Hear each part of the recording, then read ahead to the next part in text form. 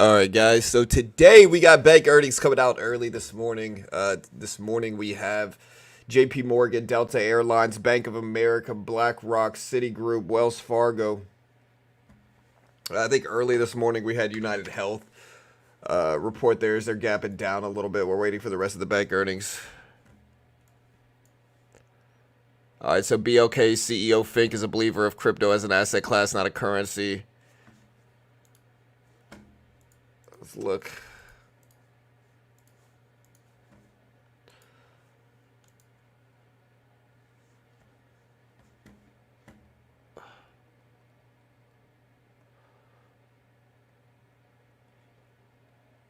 So far, so good, bro. I don't have, you know what, and so I'm still pretty pumped about not having it so far.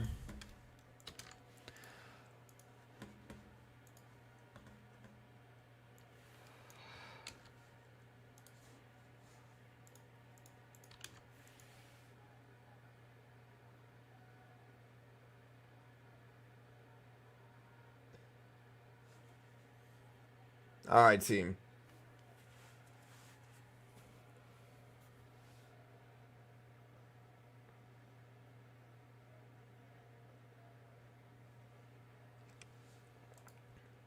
Hey, what's up, Kay, Gia, my dad's account, fake Andrew, obsessed, Garav, Ma. What's up, team?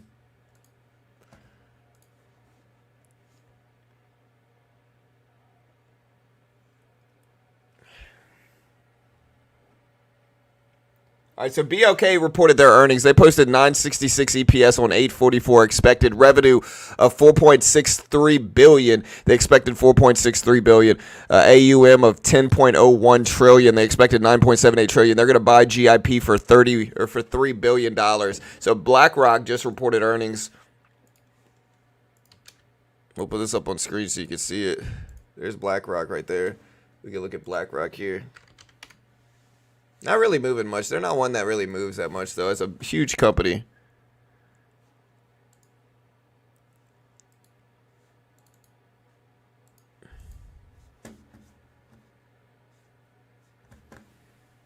All right, guys.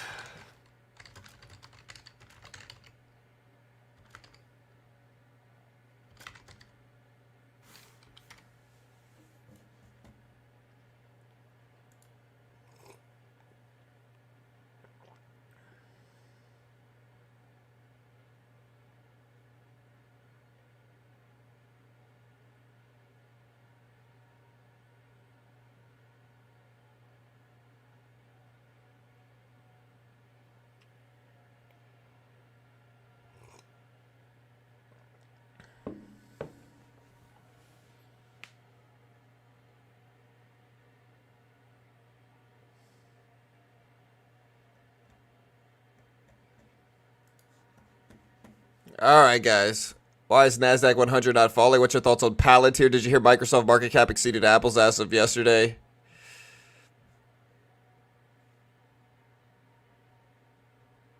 Hey, thank you, Obsessed.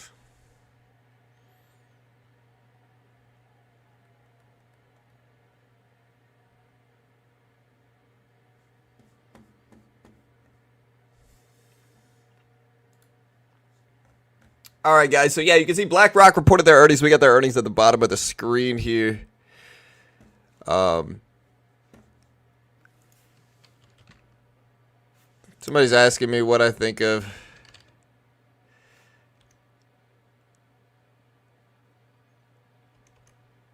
XAU US dollar. I don't really watch that one very much, to be honest.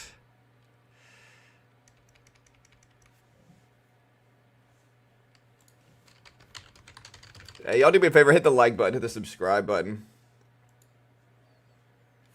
Again, inflation data came in higher than expected, dipping the market down. Today, we have inflation data dropping as well. Bank earnings are scheduled for this morning also. Delta Airlines drops in about 3 minutes. BLK came out already. Wells Fargo drops in about 30 minutes.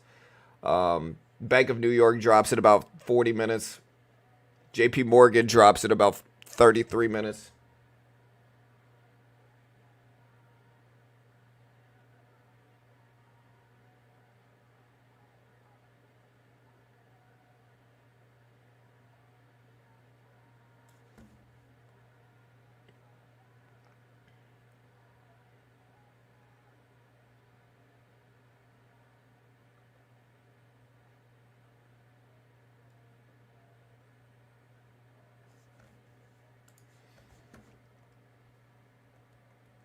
Is it really? Icky?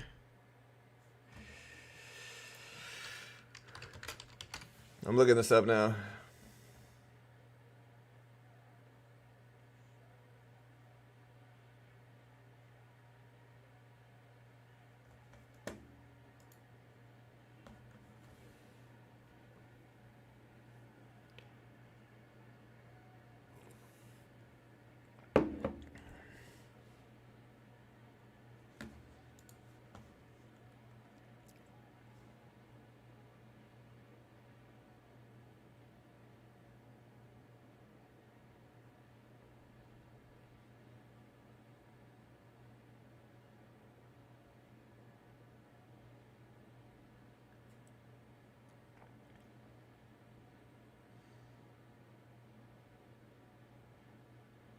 Monday market is closed.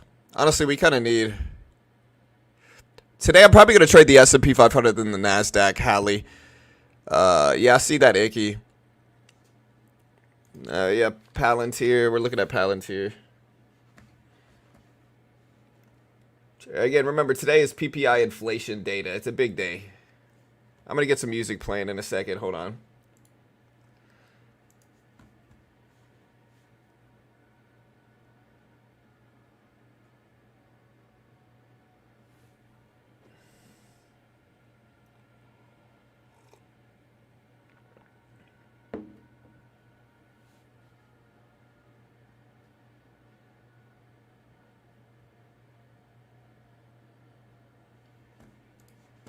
All right, UK, yeah, I see that. Palantir made a deal. When will Gary G drop, sir? I don't know. Again, PPI inflation data today, guys.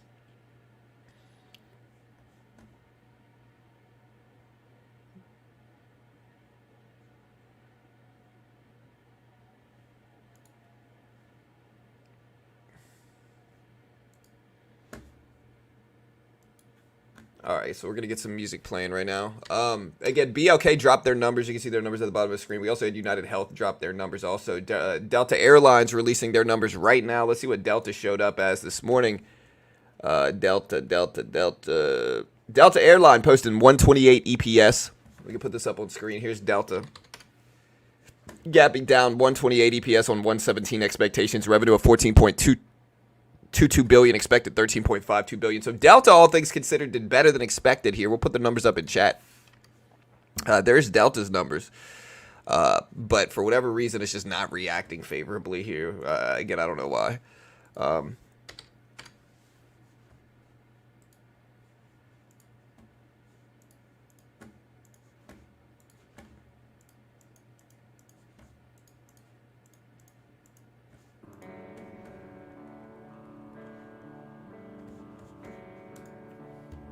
Airline stocks are going to be fine. I mean, whenever I invest in things, one of the nuances of my investments are that,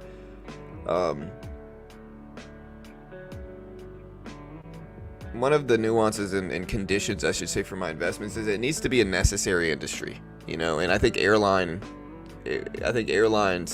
are incredibly necessary. It's one of the reasons, like, I ended up buying UAL in 2020 or in 2021 when we had the big correction.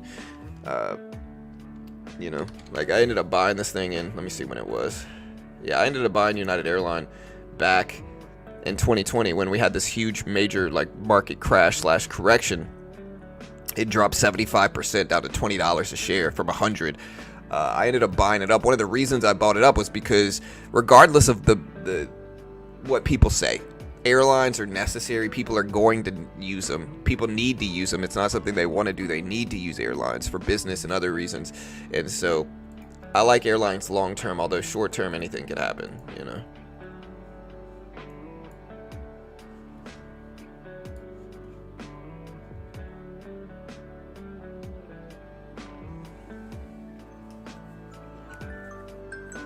Yeah, Bitcoin, if we look at Bitcoin and some of these other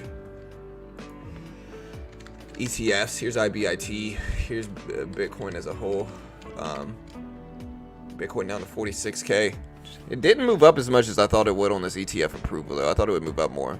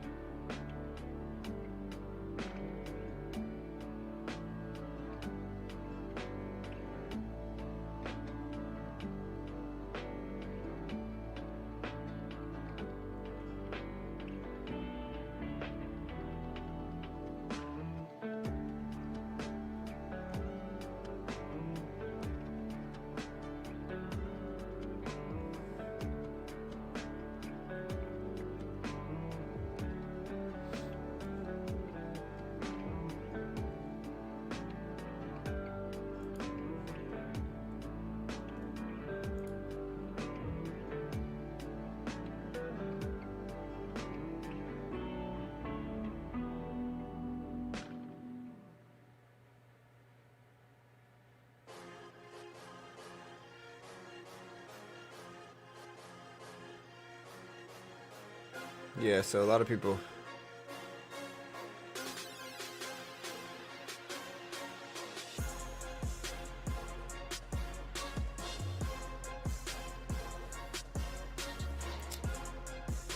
You are what you eat, a good thing.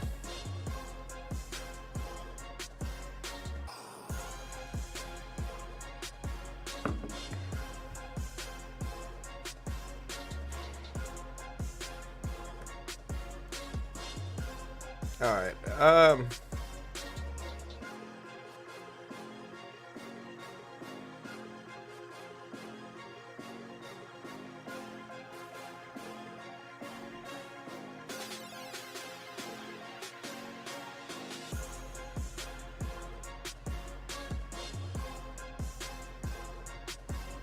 Yeah, a lot of people are upset the Bitcoin ETFs were approved. They say it basically is getting back in the hands of big money.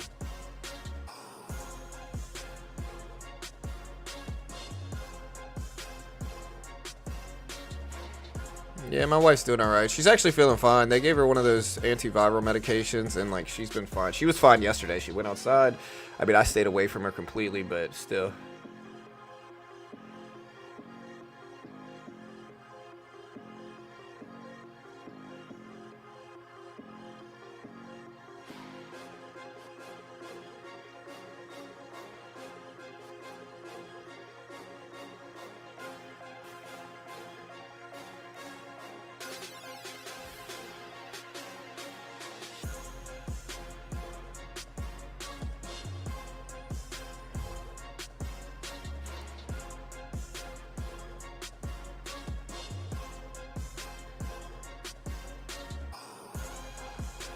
All right, guys. So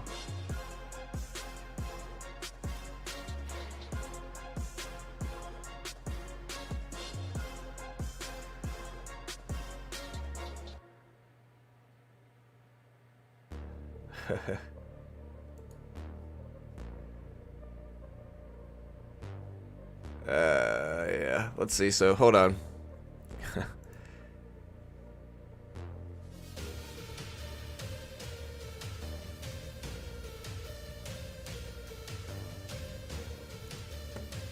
Hey, gold. Let's see what gold does. Gold up to over 2050. Nice little upward trend over the last couple days here, but you know, gold has had a pretty good year if we look at it. There's Delta. Again, here's gold. Right. Here's a daily chart on gold. So this is over the last 52 weeks. It's had a pretty good year, honestly. Gold had a pretty good year. We'll see if it continues, but yeah, gold so far has had a great year.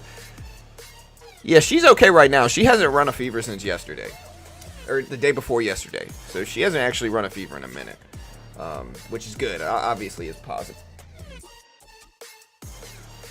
Kids are fine. They've been going to school. So, yeah. So far, everything's good.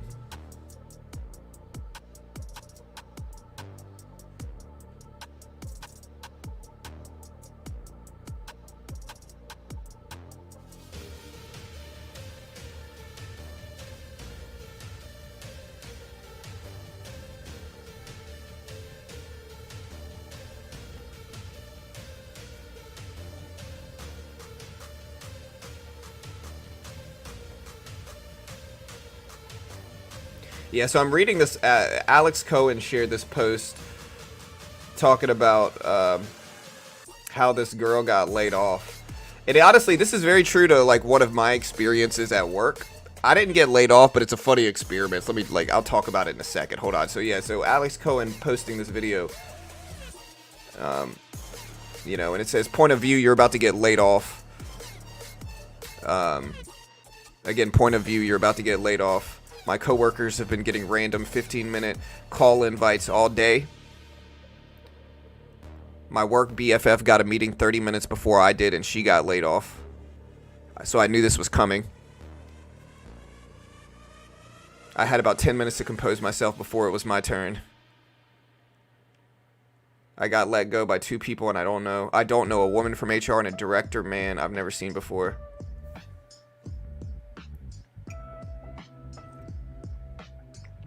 I wanted to stand up for myself because what do I have to lose? Well, your references is what you have to lose. You know, they might not give you a good reference if you do that.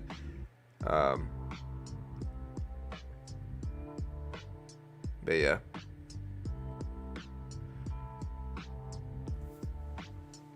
And so I think she maybe filmed it, and the rest of it is the filming video of it. But yeah, like I worked at this company. I'm not gonna say what company it is, but I worked at like a corporate company prior to becoming a bartender. Or no, was it before or after? After. So I was a bar. This is basically before I became a software developer, before I did YouTube, before I became a real estate agent. I worked at this company, right? And I was basically managing other people's benefits, right? I was managing, like, I used to manage pilots at United Airlines medical benefits, and so I would hook them up with like different I learned about medical plans like PPOs and HMOs and what it all means and all the credits you can get and all this different stuff, and I would basically like enroll people in those benefits, right?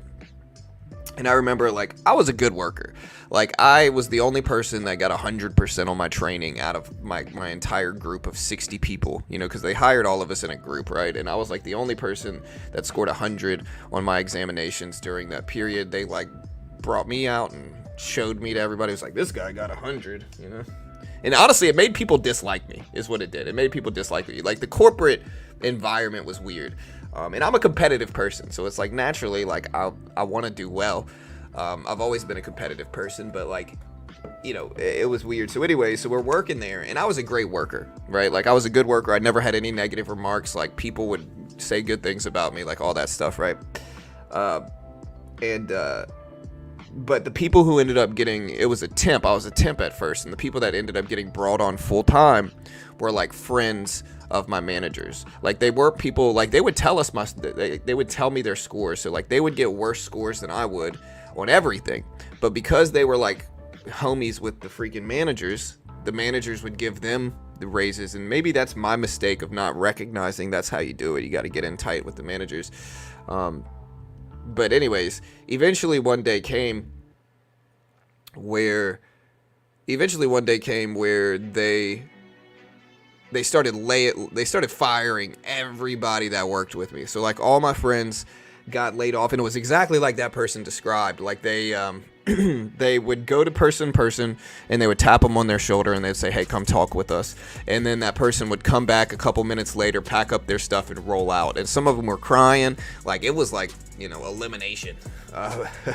Like it was not cool. Like I felt bad for them. I felt bad for all of them. Anyways, let me make sure we don't have any earnings coming out. Yeah, okay, we're good.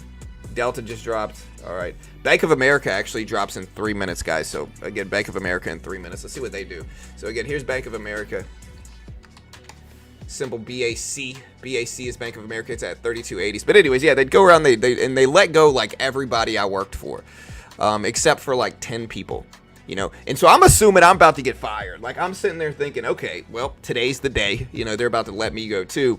They didn't let me go. But they also didn't promote me to like a full-time employee either. They kept me in some like limbo where I wasn't a full-time employee, but I didn't get fired either. And I was the only person they did that to. And so maybe they were going to hire me for some other thing or whatever it is. I don't know. Anyways, eventually one day, I just hate the corporate, like I hate battling that corporate structure. Like it's, for me, all right, so look, Bank of America is starting to dip. For me, promotion should be given. All right, so Bank of New York guides initial fiscal year down 10% fee revenue. All right, so here's Bank of America. They just dropped their earnings just now. So Bank of America just released. So here's Bank of America right here. You can see them actually gapping down. So again, here's Bank of America right here. They posted 35-cent profit. They expected 68-cent profit. Revenue of $22 billion. They expected $23.7 billion. So Bank of America actually doing really bad for their earnings, missing on both EPS and sales. But for whatever reason, they're not really gapping down that much. Like, look at this. So it's very weird. We've had a couple companies like JP Morgan as an example. They dropped earlier, and they're gapping down substantially from this report. Like JP Morgan dropped, they're gapping down. Bank of America did better, or did way worse than expected. And they're moving up a little bit. Look at the candle here. They're moving up a little bit. Very strange. Now they're starting to break down. That's a little bit more realistic, I guess. But yeah, anyways. One day, we had a manager come in. And the manager was like super mean. Like she was just mean, And that's fine. Like I can deal with mean people usually. But all of a sudden she pulls me in and she's like, hey, John, you've got half a day left. In like half a day that you can miss left before we have to let you go. And I'm sitting there and I remember telling her, like, no, that's not correct. Like, I haven't missed a day. You know, that's not correct. Like, I haven't missed any days. Your data is wrong. You know, I haven't missed anything. I haven't been late. Like, I've been on time or early every day. You know, that's wrong. And she got mad at me and like shamed me and kind of like insulted me a little bit from it. Look at Bank of America starting to break down. Down at 32.30s. Down at 32.30s. Still falling.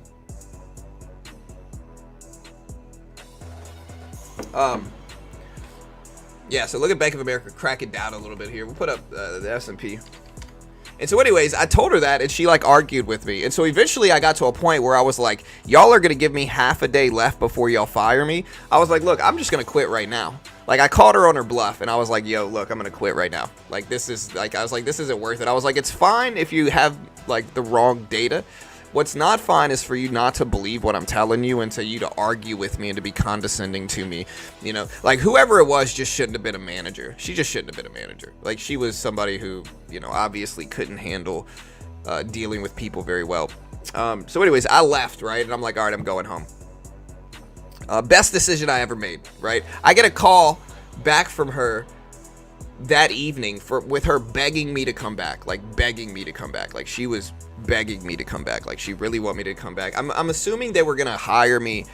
They were going to promote me. I'm assuming that's why I didn't get the contract that the previous employees got, where they became where they were set with one job. I'm assuming they were going to give me another job, right? And she even said some things to imply that as well. Either way, though, after that experience, I just wasn't interested in coming back. It just was not a good work experience for me. Wells Fargo just released their numbers here too. So here's Wells Fargo. And again, it really was the best decision I ever made. Like, again, I ended up quitting that job and starting this YouTube channel and teaching myself programming. It really was the best decision I ever made. You know, if I hadn't done what I did there and like taken that risk and left that job, I'd probably be, you know, working somewhere, which is not wrong. Like, if that's what you want to do, I'd probably be working somewhere making 30K a year, 40K a year right now or whatever. Look at Wells Fargo. So Wells Fargo posting 86 cents, missing EPS by a big margin. 86 cents, missing EPS by a big margin. Again, expected 117 in EPS. They only showed 86 cents. Revenue of 20.48. They expected 20.3. So a little bit better than expected revenue, but a big miss on EPS for Wells Fargo. I'll put this number up on screen.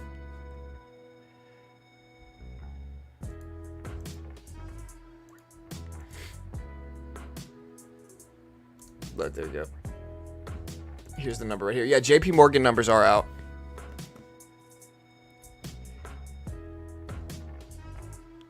We got Bank of America. Yeah, I'll put the Bank of America numbers up in chat right here too. Yeah, what's interesting is that a lot of these are like Bank of America should have dropped drastically because they posted really bad numbers. Somebody calling me a narcissist in chat for telling this story, man. It's the same person that got banned a couple weeks ago. That you can tell it's just a different name, but it's like, man, dude, some people are just off. Like, are you really watching every stream just to critique? Like, that's what you're doing in your life, bro? Come on now, man. I mean, let it out, dude. It's all right. Yeah, 100%. I stood up for myself. Like, me telling the story of how I left my last job is not being a narcissist. They really were begging me to come back. Like, the lady called me asking me to come back, like wanting me to come back, like apologizing, telling me ultimately that she made a mistake and that she was wrong about the half a day I had left before they would let me go. And so it was a mistake that they made. And she was super rude and condescending to me in it. And so it really was best decision I ever made. I look back on it. Carol at the time was having like, it's a long story. Carol, I've told you guys this before. Carol has the BRCA2 gene, which is like a breast cancer gene. And so at the time, she was having a bilateral double mastectomy, you know, in her 20s. And so I had to kind of work from home for a little while anyway and take care of my kids because she couldn't lift my kids up, you know. put too much pressure on that part and lift the kids up. So I had to basically stop what I was doing anyway, and so it ended up working out for the best. But anyways, the whole point is like corporate sucks sometimes. Like corporate, and I get it, it's not really their fault. It's kind of just a lot of people working together. When you got a lot of people working together, sometimes it's like that, you know.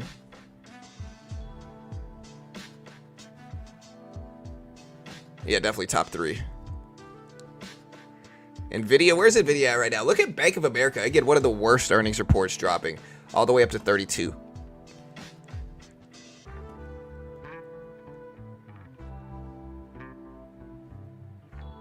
Wonder how coin will do today? I don't know, man. I mean, listen, for somebody that's the best trader in the world right now, for sure. Definitely top 3 greatest traders of all time. Definitely top 3 biggest narcissistic traders in the world, too, right now. I'm going to start using that. I might as well. Subscribe to the biggest narcissist ever here at Beginner Trading. No, I'm not shorting Nvidia. Nvidia's too risky. I told people this when Nvidia was at 450. I don't know what the Nasdaq's gonna do, Vincent. Genuinely no idea, brother. Genuinely no idea.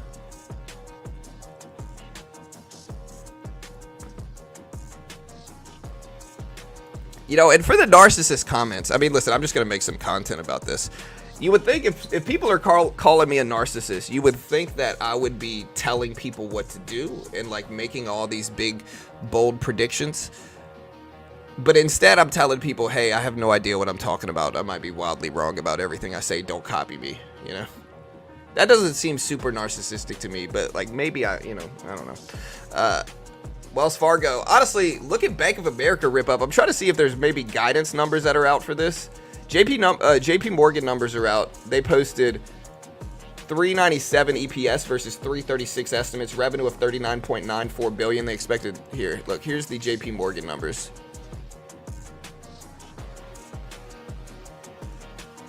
Look, so there's JP Morgan. So JP Morgan is out.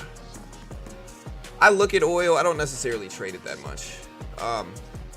So look, here's JP Morgan dumping down here. All right, FDIC charge impact of 74 cents a share, revenue of 39.94 billion, EPS of 397 billion, or 397 EPS, adjusted EPS that is. So they beat EPS. They beat EPS. They beat revenue. They're dropping decent percentages. Is Tesla under 220? Or are you saying it's going to drop? Tesla is under 220, man. Wow. That's a big drop for Tesla, too. Is it time to buy the dip now? Oil? Let me see. I'm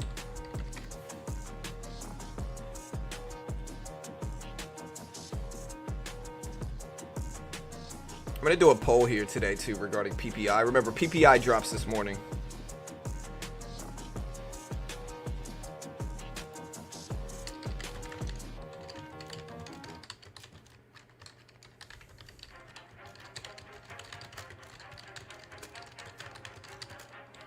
All right, so 0.1% expected is what they're coming in. Is what they're expecting. And again, I'm pretty sure that's what's expecting. 0.1%. Yeah, so 0.1% is what they're expecting month over month. Let me see. All right, so there's the poll. Vote on that poll. Let me know how you feel.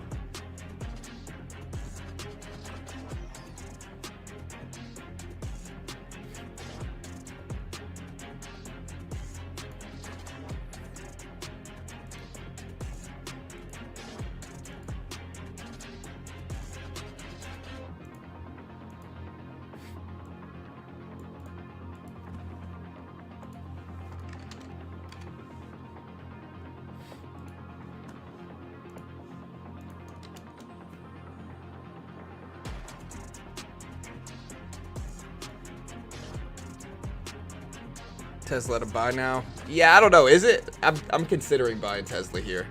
I don't know though. It's down a lot. Tesla's so volatile long term that I'm not sure. What do you guys think?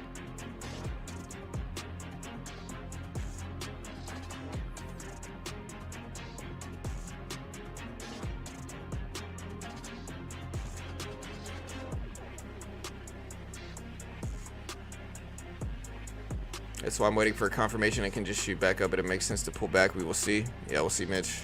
What do you guys think? Earnings may be bad. Yeah, it's interesting. Like, a lot of companies, we're kind of in backwards land for earnings. Look at Bank of America dip.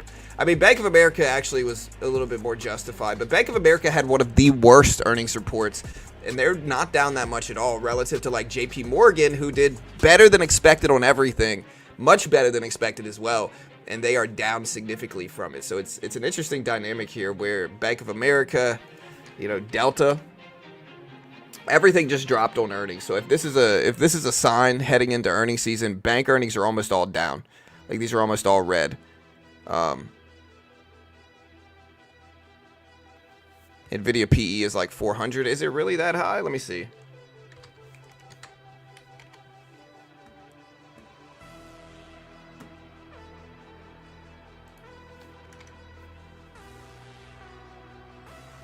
Let me see. Nvidia PE. I don't think it's that high, is it?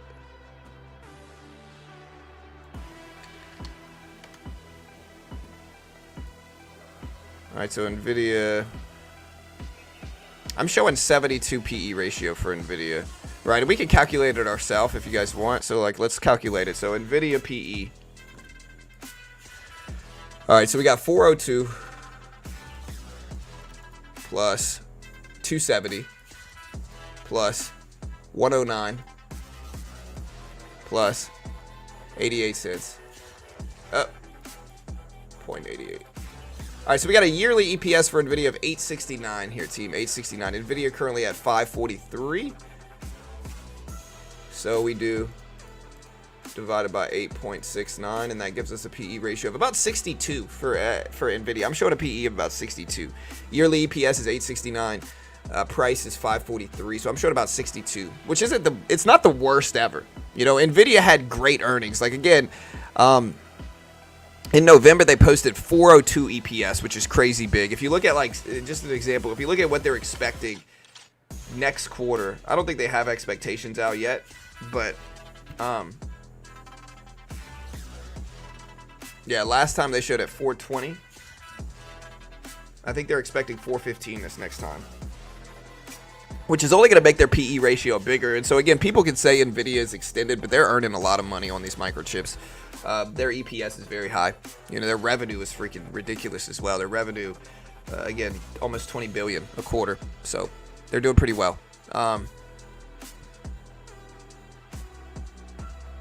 Would the Dow go up? I'm not sure. Tesla's a hype company. I expect Tesla to announce. Maybe. I mean, we'll see. I see a lot of Teslas driving around. So, yeah, I don't know why people say, again, I'm not sure why people say, like, Icky, why did you say Nvidia's PE is 400? Like, I know you might want the market to go down, and, like, it's all good, brother. It's all good. Like, I'm not attacking you here, so please don't get, like, weird about it. But why do you think Nvidia had a 400 PE ratio?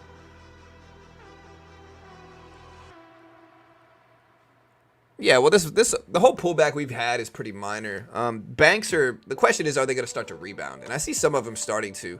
Again, you can kind of see the SPY dropping with all these bank earnings. But mostly Tesla dragging the market down today with big pullbacks. Tesla, Microsoft, Nvidia, all dipping pretty sizably. Apple with a steep drop too. But again, when we look at the markets, we're at 474 on the SPY.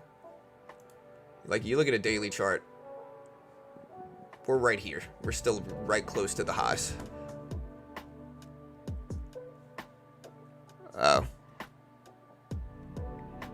Okay, gotcha. Yeah, it's hard to tell context through chat. It's all good, brother.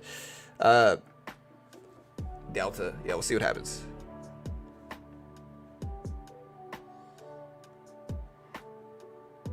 Yeah, I mean, maybe FC. Possible. Again, y'all hit that like button, hit the subscribe button. We almost got 300 people here already.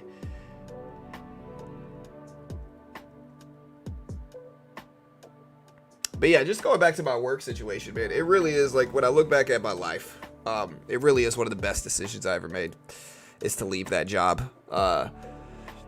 You know, I think corporate work can be useful. Like, it can. Like, corporate work can be useful. It can obviously pay your bills. It can, you know, some people enjoy it. For a while, I really wanted to work in corporate. And then I got that experience in it, and I think I could have done well. Maybe my ego's just too high, but I think I could have done well. But that experience I realized that it wasn't about how well you do. It was about how friendly you are with your bosses, and I think that's one of the biggest things that corporate gets wrong. But maybe I'm just mad. That's possible too. They really were asking me to come back though. And so my wife at the time is who I can credit for not going back. My wife was telling me at the time, like, yo, like if they're not treating you right, don't go back. And so I was like, all right, but if not for her, I probably would have. Delta's starting to bounce back up. We'll see if we keep bouncing here. Look at Delta starting to rise up. Part of me wants to buy this dip in Delta Airlines, but let's see how big of a pullback this is. So we are back down to specifically $40 right now. $40. That's the equivalent of right here. That's a pretty large dip from earnings. The question is, what were Delta earnings? Let me see. Yeah, I think right now, JP Morgan fiscal year 24 X markets US 88 billion. Expected 86 billion. Fiscal year 24 expense view of 90 billion. Fiscal year 24 card service NCO view of beneath 3.5% earnings slide. Again, so here's some more JP Morgan stats. There's Delta.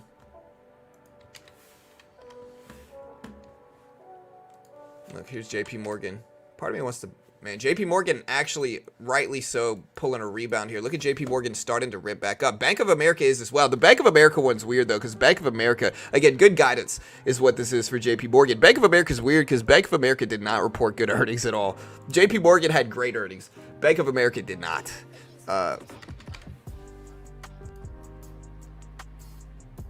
Okay, so here's another stat. Bank of America added 4.6 million credit card debt accounts in 2023. Corporation is all about politics, 100%. Good for you, man. Thank you, Ryan. It really is a weird thing on YouTube, man. It's a weird thing on YouTube. It's like if I tell stories like this, people call me a narcissist. The only reason they're calling me a narcissist is because I said the person was begging me to come back, which they were. Which they genuinely were. Like, they made a mistake, and so they were really apologetic at the time. But sometimes I'm stubborn. And I was just like, nah. But yeah, if that makes me the narcissist, I'm definitely top 3 in the world for sure. Top 3. It's just weird having people that are creating fake accounts that are so, like...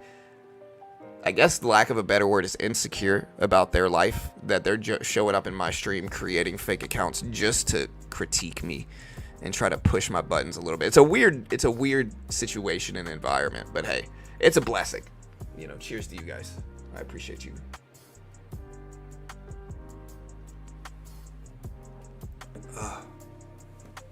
Dude, you're still going live. I have not seen you for over 4 years when you started with that overseas account. Ken, you're late, brother. Listen, you're welcome back, Ken. Appreciate you joining the stream. We've kind of changed the way we do this stream, though. Like, you might have watched me when I did penny stocks, brother. Now we focus on economic data. Like, when PPI drops, we'll have well over 1,000 people here live watching it. And so the channel has grown, brother. The channel has grown. We're not really a penny stock day trader anymore. We get a lot more views now than we used to. Channel has grown a lot, for sure. And we got well over 1,000 or 100,000 subs now. We're going to push towards 125K. We'll probably hit 123,000 today, I think. Close to it, at least. But yeah. Yeah, exactly, Beach Bomb. Yeah, I don't know. Part of me wants to buy Tesla. But another part of me also understands the volatility that Tesla brings, and I'm skeptical. Look at JP Morgan, though. Went green on the day. It's at 173. Let's see what banks do. Sometimes there's an inverse correlation between banks and crypto. But with the ETF getting approved, that might be different now. That might be a little bit different. This is the best channel for live data. Thank you, Christian. I appreciate you, brother. Thank you, man.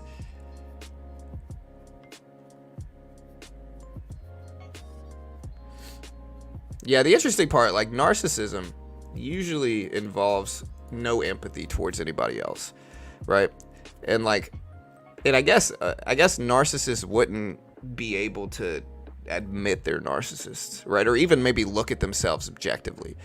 but I'm pretty sure I have empathy for other people. Like one of my like, I don't like to see young people in pain in any way, right? Like, I get kind of like, I turn wimpy if I see young people in pain. I really do.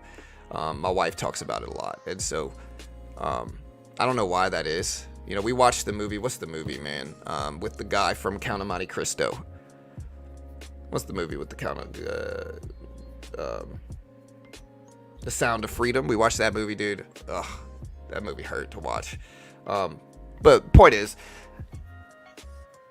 I'm pretty sure I have empathy for people. I might have an ego, and I think a lot of people don't even understand what narcissist means nowadays. You know, like, they call anybody with an ego a narcissist because they don't really understand what it is. But like, a narcissist, like an actual narcissist, will everything they do is for their own self-interest. They have no empathy for other people at all, and they will mess with other people's heads intentionally to make themselves look good and to boost their ego. You know, that's what a narcissist actually is. And I don't think I'm that. You know, I think I'm pretty good to people, but maybe I'm not. Maybe it's just me.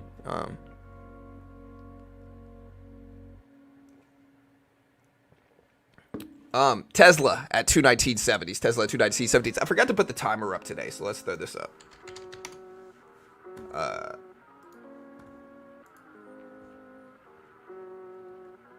Well, we'll have the gold. Let's see gold. So Bank of America on the left side, gold on the right. Gold all the way up to 2050s. I'm in gold right now as well. I don't think we're in this directly. I think we are in.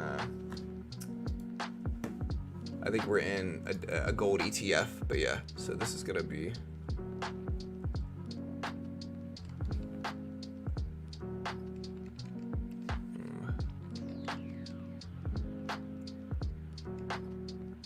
I think this is right. Yeah. All right. So this is the timer. We got an hour and 23 minutes.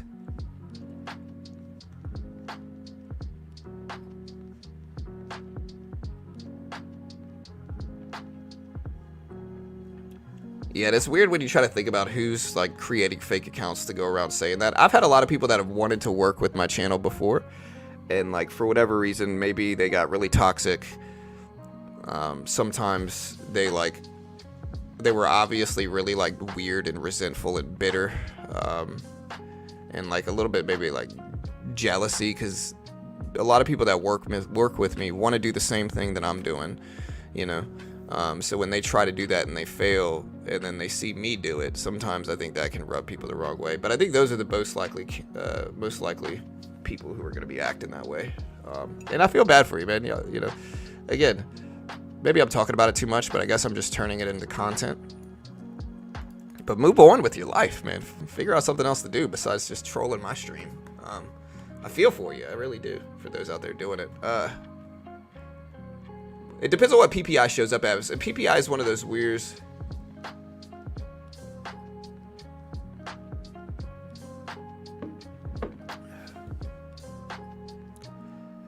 Maximus, you must be talking about somebody else, dude. I mean, you must be talking about Israel Adesanya, because that's not me, dude. Yeah, we code a little bit, mostly React Native stuff. Lenu, mostly React Native, React Native stuff, JavaScript.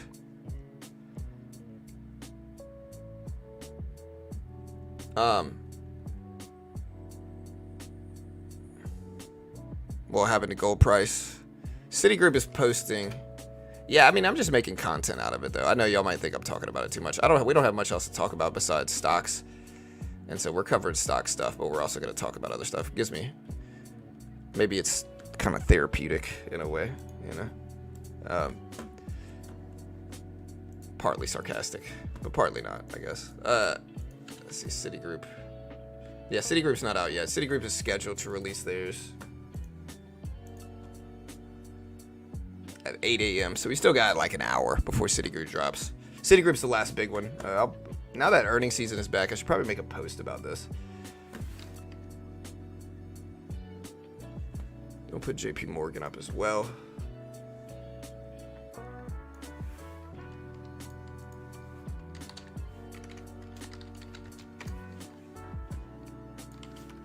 I have to put JP Morgan's up.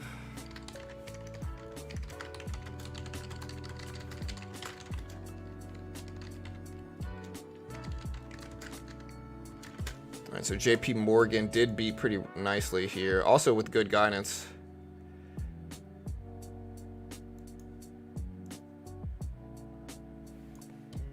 There we go.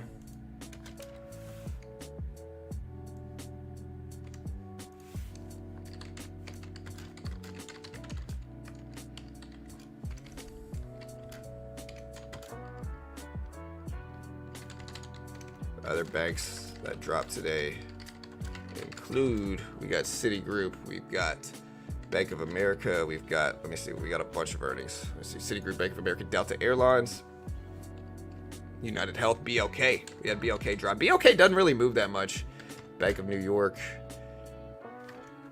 plus United Health, Delta Airlines, WIT. I got Bank of America, United Health, BLK, Wells Fargo. There's another one.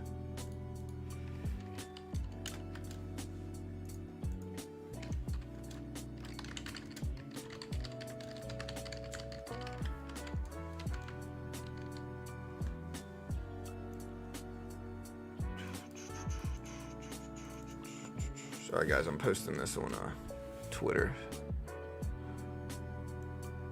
There we go. Delta's already out with theirs, Allen. So if you look at Delta here, gold rip it up. Delta's down a lot. Part of me wants to buy this dip, and maybe I will. I think I'll go ahead and buy the dip in Delta. I like Delta as a long-term company. Yeah, so we're gonna go ahead and buy this dip. Let me see. All right, so what kind of size should we take here for Delta? See how much it reduced, 40 to 42. This year it's gone from 37. Okay, so it doesn't really have that big of a range. I think we could probably take at least 25 shares of this. Maybe 50? Should we go with 50? No, I think I'll just take 25. Look, we'll take 35. We'll get somewhere in the middle. Yeah. All right, so we're in 35 shares of Delta at 420. 40.20.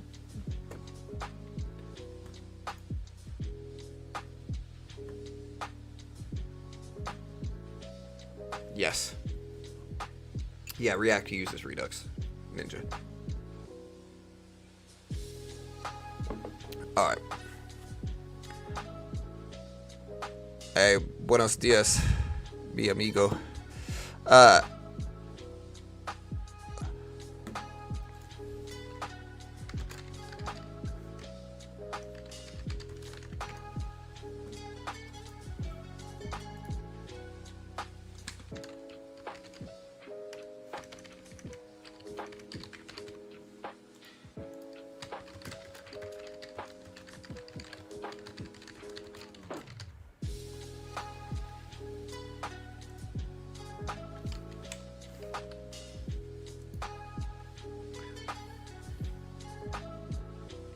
Soy el 3 mejor comerciante de todos los tiempos, mi amigas.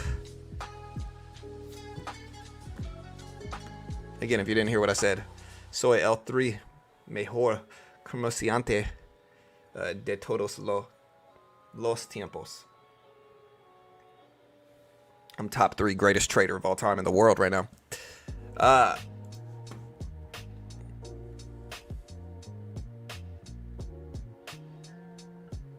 Rocky says, just found your channel. Do you walk us through why and how you trade or what? Like we just watch you trade? Yes. Mostly we cover economic reports though, Rocky. So like we cover, and if you want to know how to watch markets, like just the broad market, like one of the things my channel is useful for is we show you how to watch broad financial markets. And this a lot of the time has to do with economic data. So it has to do with inflation data, Fed rate decisions, Jerome Powell press conferences, earnings reports. Earnings season happens for a couple weeks every quarter, usually, and they're kind of sporadically put, throughout each quarter. But earnings season happens once a quarter. It's a 2 to 3 week period where we get a lot of earnings dropping. We're just starting that today with bank earnings. We had JP Morgan, Delta Airlines, all that good stuff today.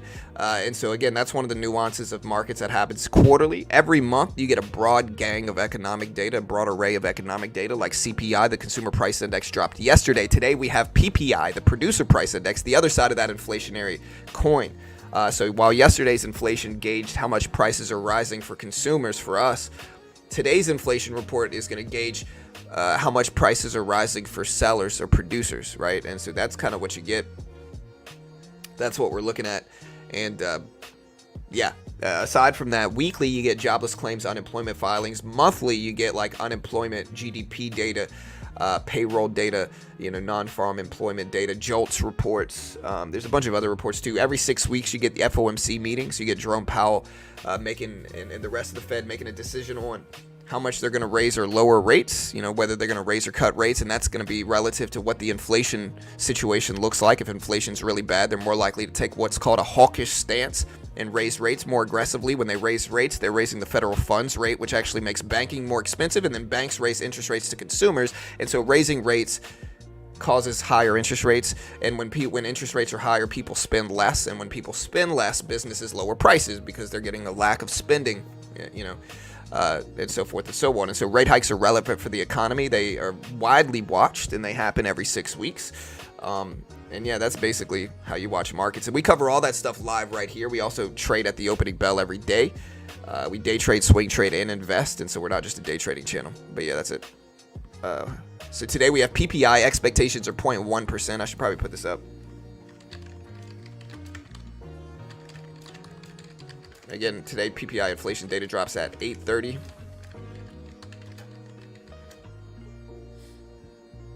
Expectations month over month are 4.1%.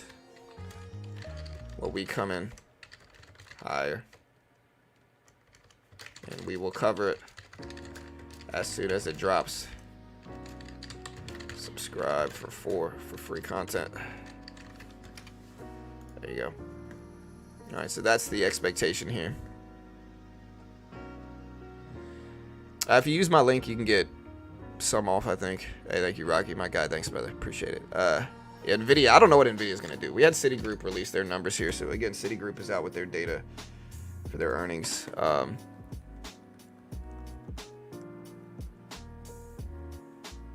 I think Citigroup is out. Is Citigroup not out? Let me see. We had some other inflation data drop this morning. Yeah, maybe Citigroup isn't out. When Citigroup's scheduled for 8 a.m.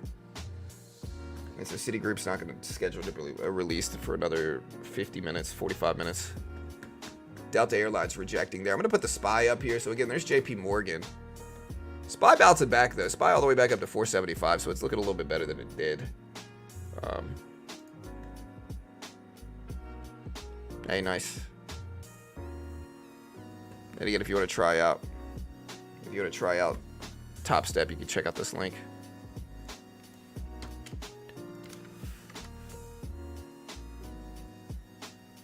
Can y'all not hear the music? You should be able to hear the music. If you don't, let me know. I'll fix it.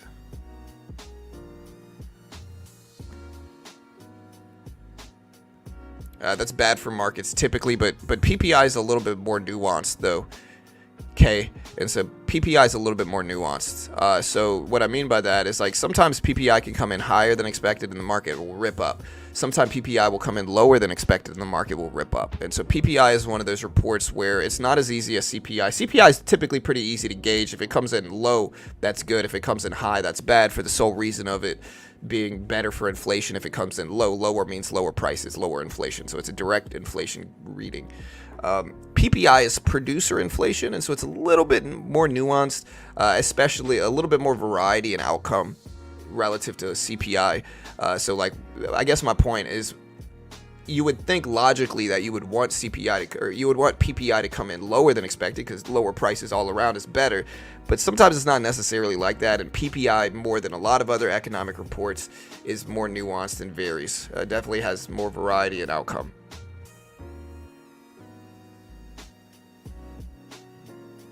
Three currently. I have 3 right now, Jay.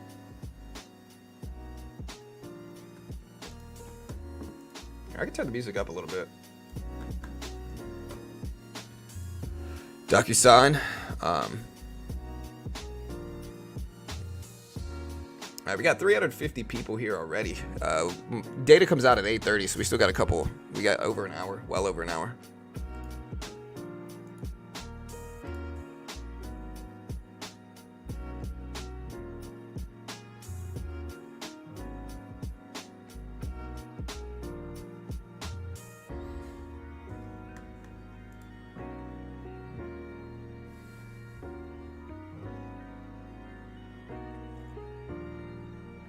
who all is doing a dry January. How's it going? I mean, I don't drink at all.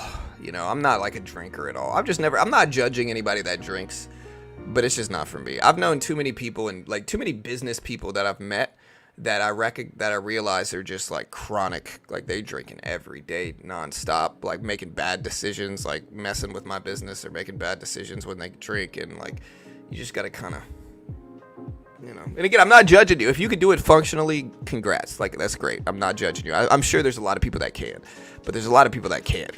And so every month is a dry month for me. But what about you guys? Let me know in chat.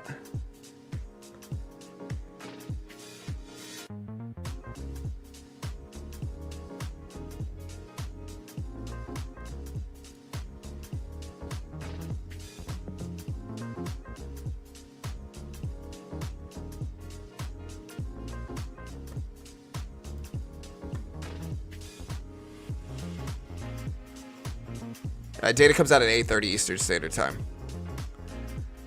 I mean, we'll see how much it moves the markets. Any thoughts on MicroStrategy long term? Well, betting on MicroStrategy is essentially betting on Bitcoin.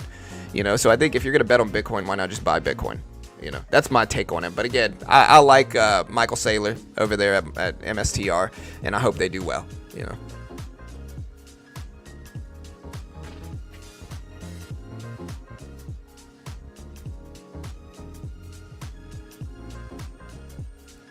Best thing I ever did was give up drinking. Yeah, I've known a lot of people that, you know, again, I couldn't imagine. The problem with alcohol is that it's such a physically addicting thing, right? Like, you're so physically addicted to it that a lot of people, they can't take a day off. If they try to take a day off, they get sick, you know? So, like, they genuinely can't quit without getting sick.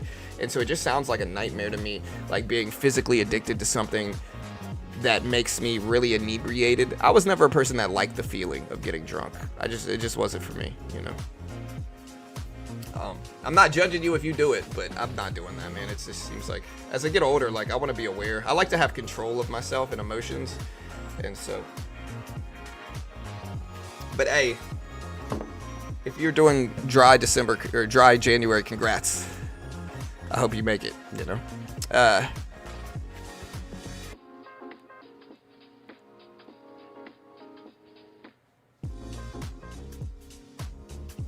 Hey John, if one of the reasons for the stock market is to hedge against inflation, shouldn't we see some prices in stock market drop as inflation drops also? Inflation isn't dropping, Justin, just to clarify, man. So inflation very rarely will drop, right? So inflation very rarely will drop, all right? What it will do is slow. And so prices are going to go up. Here's an example, right? We'll draw it out. So say prices are rising, right? So a year and a half ago, inflation was at 8%. Let's just say that's inflation at 8%. Now, inflation might pull back, and currently, again, what did we show up yesterday at? Like 3.2%. And so again, inflation might drop down to 3.2%, but it's still increasing 3.2% on the year. It's not actually dropping, right? For it to actually drop, it would have to go like that, and it's not. It's instead slowing is a better word for it. Slowing is a better word for it. So no, that nuance of earnings coming in lower than expected is not typically true because, again, inflation might be slowing. Still, I understand the point you're making, and sometimes we do see that, but yeah. I understand inflation very rarely goes down, but it will slow. And we're having a much, because again, you have to understand, like, the natural state of inflation is that it goes up over time. Like, prices are going to rise over time. It's one of the reasons a house today is $500,000, $400,000, $300,000, and a house 30 years ago is $50K. You know, there's a reason for that. It's because your dollars are getting devalued over time. And so, yeah, if you don't hedge against that, you're going to lose money over time. That's just a very obvious thing. JP Morgan's already out, S. What is a DT, Sam? What is that? Hey, thank you, Jasmine. Appreciate it. Thanks so much. That's not true. I don't think that's true, Sam. I think it depends. It's all relative. It's all relative. I think if you drink every day for a month or two and you try to quit, you're gonna get sick. You know,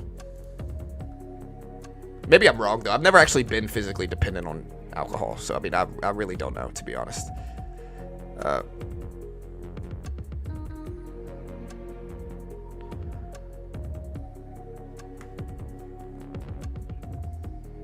Oh man, that's rough. Yeah, I know somebody in my family, and I'm not gonna be specific, but like they are,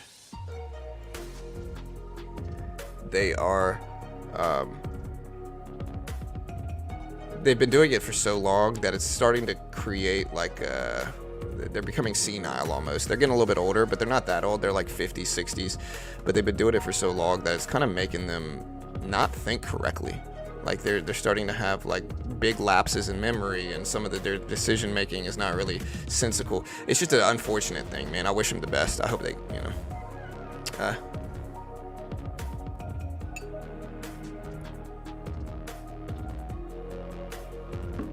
Is Apple. So JP Morgan did much better than expected. They killed it. They did great. You know, they originally reacted pretty negatively to this, but they started to bounce back up some.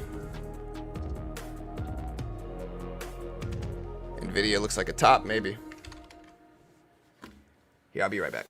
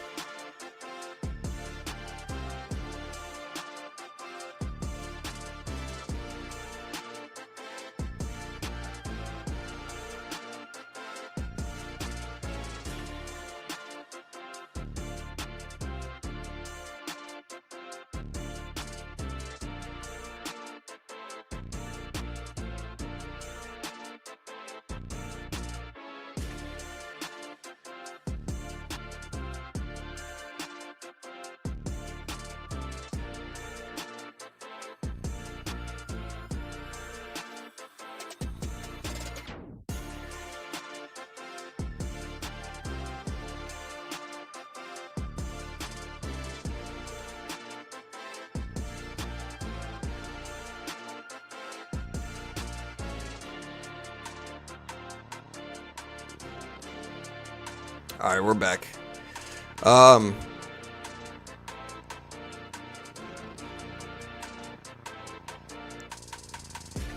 Yeah, UD says I'm 31. Yeah, for sure. I've had a lot of friends and family like that struggle with it, and it's an unfortunate thing, man. You know, the worst part about it is that it just makes people make bad decisions, man. They just make bad decisions, dude. Like, again, I've had business partners that have wanted to work with me, and like them and I get close, and then I realize they're like alcoholics, and so I immediately say, hey, like, I'm not gonna work with you. Like, and again, they start making decisions like an alcoholic would, like just bad decisions, like decisions that could jeopardize like my channel, you know, and like everything. And then when I don't want to work with them, then they get weird at me. Like, again, they can be really toxic, man. It's unfortunate. Hey, what's up, team?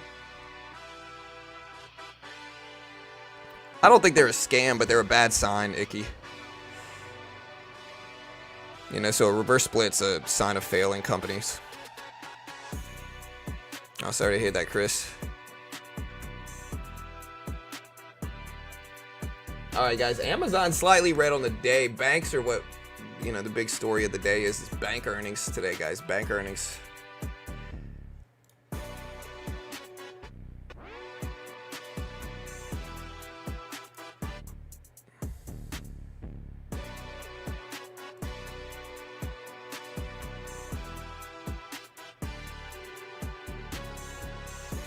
Are they going to come out with an ETH ETF? I think they're going to come out pretty soon.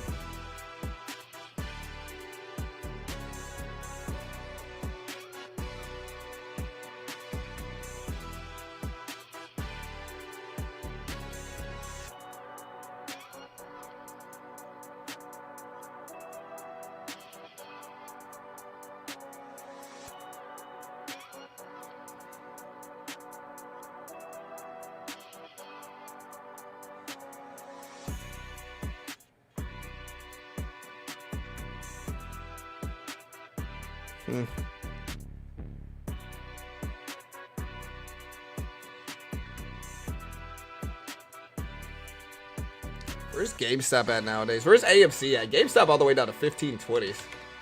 Where's AMC? AMC all the way down to 460s, bro. AMC turned it into my worst investment of 2023. Yeah, dude, the pink sheet market is super sketchy. It's such a weird thing, though, dude. Like, the pink sheet market is so weird. You know, it really is something in which, where you got so many traders doing it, because, again, I talk about confirmation bias here a lot.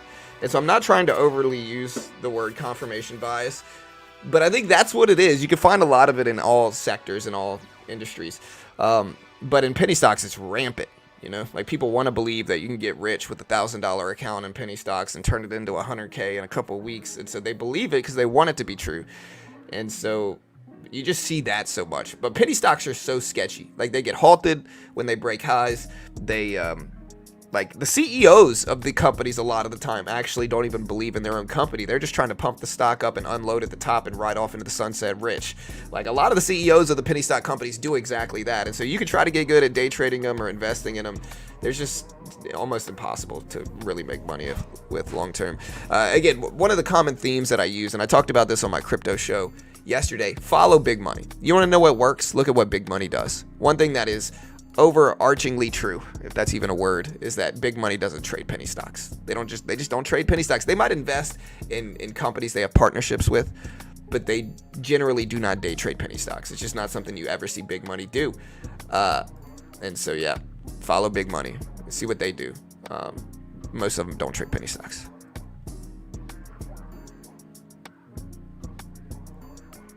Not judging, but bruh, yeah, I mean, AMC, it's not a huge position, though. Like, even if it's my largest holding, it's not a huge position. I've skimmed. It's my largest position now that I've taken most profit off of everything else. Actually, it's not my largest position anymore.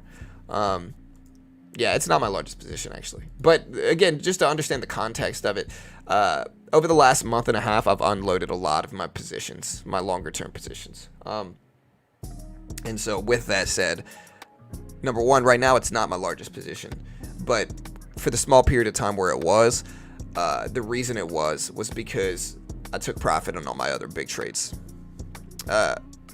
JP Morgan, guys, at 173.40s. Remember, we do have PPI today, the spot, ripping all the way back up the volume weighted average price.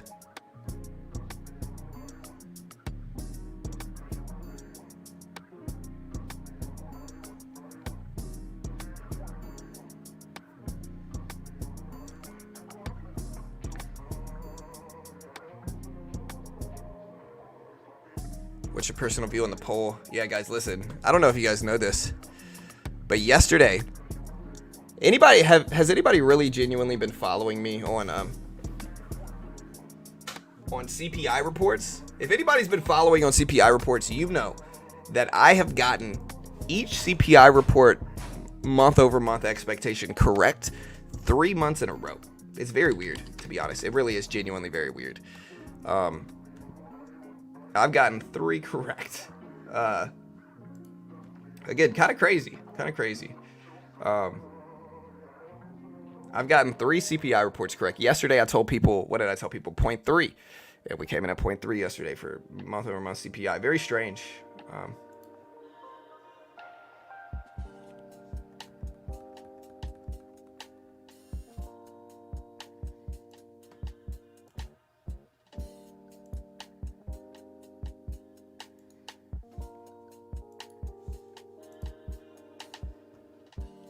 There we go.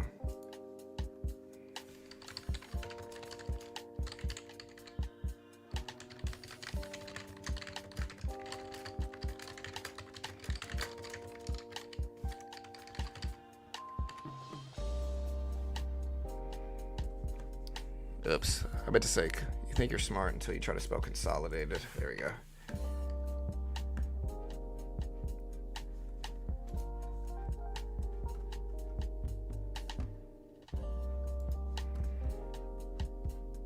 Question: has this crossed one's mind about Tesla tech is threatened by OPEC and possibly pushed around by the media? Yeah. I mean, 100%.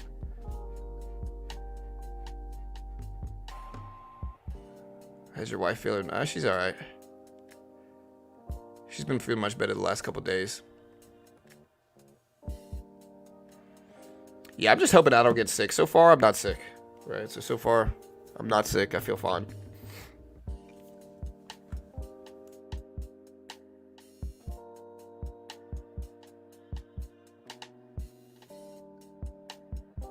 Yeah, and I'm just hoping that I can get through the next couple days not being sick. Again, my wife tested positive like 3 days ago, 4 days ago, 3 days ago, and so I am truly hoping that I don't get sick.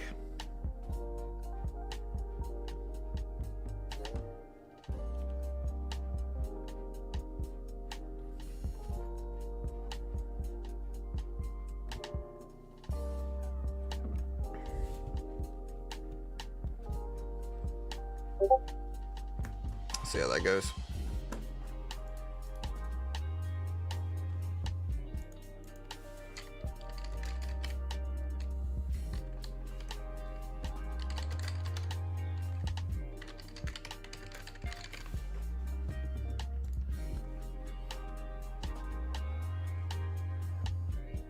Yeah. All right, so Vanguard. One of the interesting things, Vanguard not offering spot Bitcoin ETFs. Weird.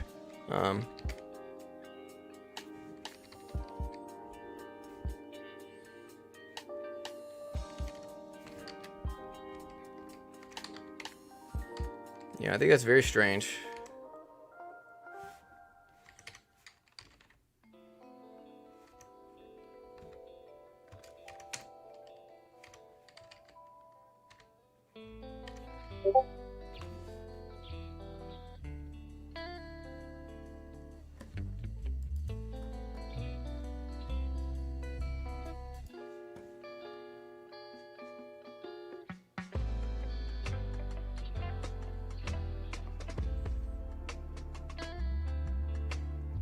Yeah, they gave her one of those antivirals, Sam.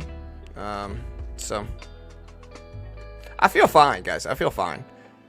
You know, so I'm okay.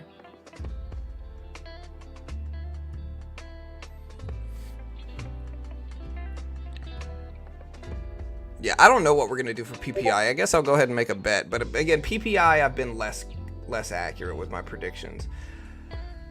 I'm gonna go ahead and say PPI is gonna come in at. I'm gonna make the guess of. I'm gonna go with 0% for PPI. I'm gonna go with 0% for PPI. Again, I'm less accurate with my PPI readings, but I'm gonna go with 0%. You know.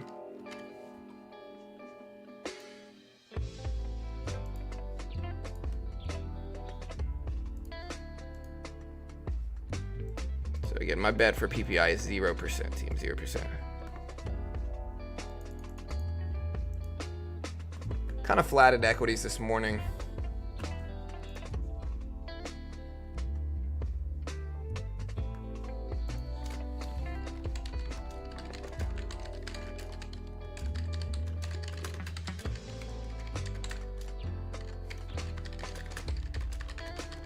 All right, we're getting 0.1% expected number. Does it come in higher or lower, team?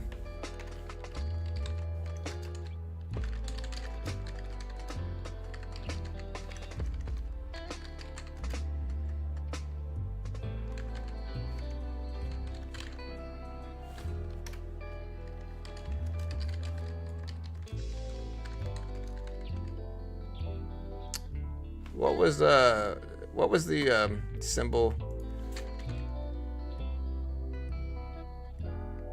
Was it IBIT? Yeah, IBIT.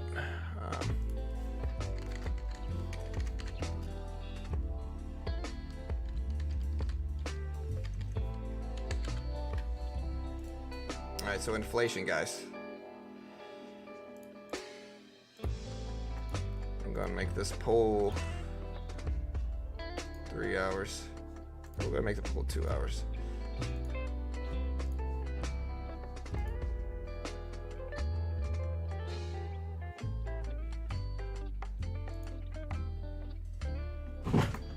Yeah, so PPI inflation data comes in today. Does it come in higher or lower? Team, let me know what you guys think.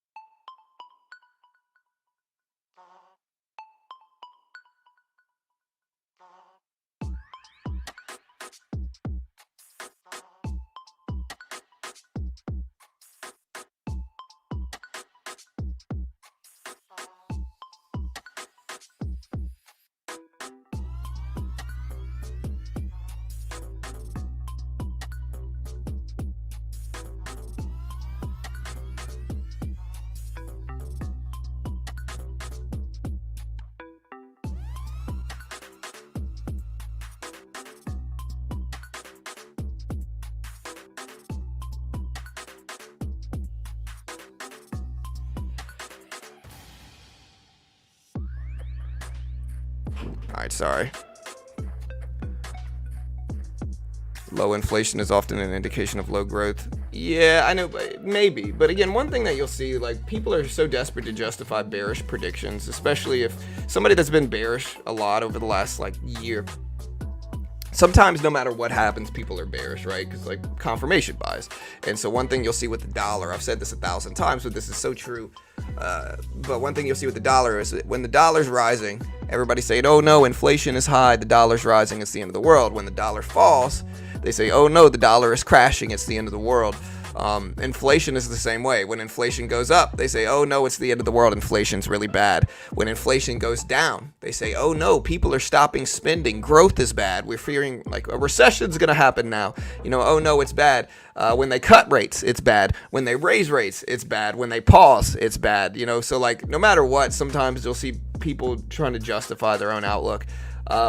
I think right now we're looking really optimistic for this year, especially in terms of not hitting a recession. Now, inflation is a different coin, though, and we'll see what happens in that regard. But yeah, that's kind of where I think we're looking much better for this year in terms of a soft landing. Earnings season is upon us, though, and it's really going to be starting over the next couple weeks. And so that'll be a big tell in terms of what happens to markets, what the market does, what the economy looks like. Inflation data is dropping, now today. So a big day, a big week. We'll see what happens next week as well. Next week, we don't have much economic reports, but we got retail sales Wednesday, jobless claims Philly Fed Thursday, consumer sentiment Friday, and I don't think we have any big earnings next week. I can check. Let's check next week. So Monday, everything's closed. Is the market closed Monday? Oh, okay. So yeah, Tuesday morning, we've got Goldman Sachs, Morgan Stanley, PNC, Mercantile, FB Financial, Applied Digital in the morning. Interactive Brokers, Hancock Whitney in the evening. Wednesday, we've got Schwab in the morning, U.S. Bank, Citizens, Prologis in the morning. In the evening, we got Alcoa, Discovery, Wintrust, Kinder Morgan, and a couple other ones. Thursday, we've got Fastenal, M&T, Key Corp, some other ones in the morning. In the evening, we got JB Hunt, Banner, Ocean First, Independent Bank, Metro Bank, 5 Point Holdings. And then Friday, nothing. Oh no, Friday we've got a couple banks in the morning. Ally, Huntington, Comerica, State Street, Regions. So that's next week. No real big earnings next week. The big earnings season is going to start the week after that. So the week after that is when the big boys come out for earnings. So the week of Monday, January 22nd. So in 10 days. That week is very big. Monday, we don't really have any big earnings come out, but the next week, the next day, Monday evening, we got United Airlines, Brown, Zions Bank, Home Bank Corp, Aaron's, Independent Bank, and then Tuesday, we got big boys, Verizon, 3M, Johnson & Johnson, Halliburton, General Electric, Lockheed Martin, RTX, Procter & Gamble, Ericsson, Community Bank, a bunch of other ones too, to be honest, a lot of earnings dropped that Tuesday, January 23rd. And then that evening, we got Microsoft, Netflix, Western Alliance, Teladoc, Baker Hughes, Steel Dynamics, Texas Instruments, and more. Wednesday, we've got AT&T, ASML, Abbott, as well as Tesla, IBM, ServiceNow. So the big boys dropped that week. In terms of economic reports, I don't think we have anything. Let me see. So this is the week of the 22nd. So this is not next week, but the week after next.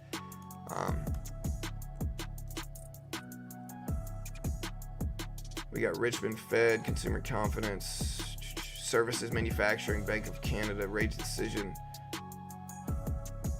We got Thursday, ECB rates, core durable goods, GDP data. Okay, GDP data and PCE data dropped the following week. So yeah, that's a very busy week for economic reports and data. When's the next FOMC meeting? Oh, it's at the end of this month. Yeah, the next FOMC is at the end of this month.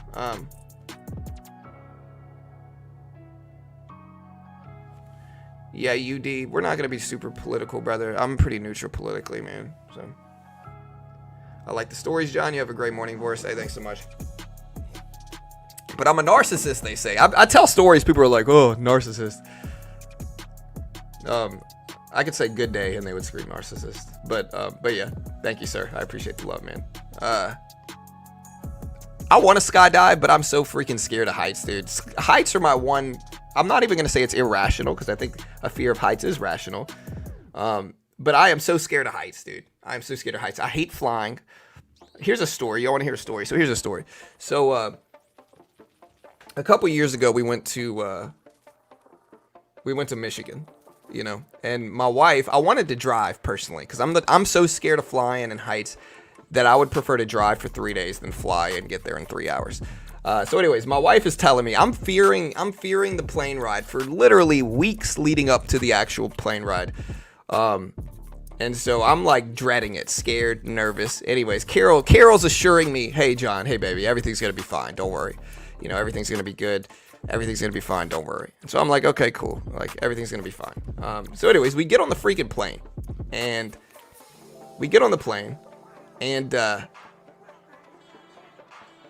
within about 20 minutes of takeoff, the oxygen tanks bust down. You know, the oxygen masks fall down. We hear an alarm going off, and we see noticeable, what it looked like to me was smoke. It was vapor, but it looked like smoke, you know? And so, again, I'm dreading this plane ride. Maybe it's the law of attraction, like I was talking about yesterday. So I'm dreading this freaking plane ride. Carol's telling me everything's going to be fine. 20 minutes in, the freaking oxygen masks drop down. You get vapor and smoke. Alarms are going off in the air. We're in the air as this is happening.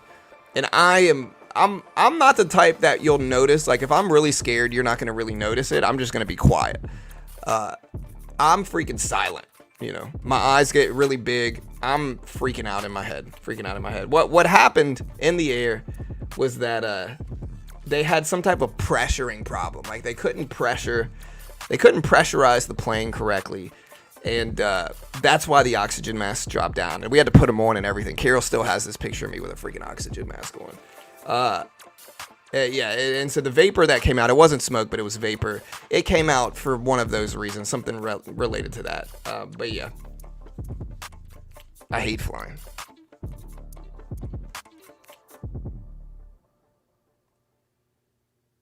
No, I didn't see that, Daniel, but man.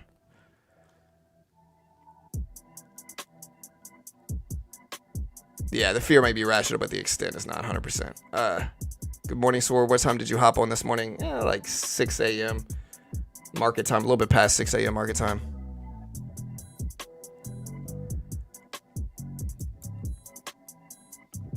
How about gold? Gold's had a great morning here, team. Gold is ripping up. Gold up to over 2,000. Or gold it's been over 2,000, but here's gold on the left. There's JP Morgan on the left too, but here's gold. At 2050s, 2054. It's had a great morning. We'll see if it holds, though. Nice little stair-step pattern for gold.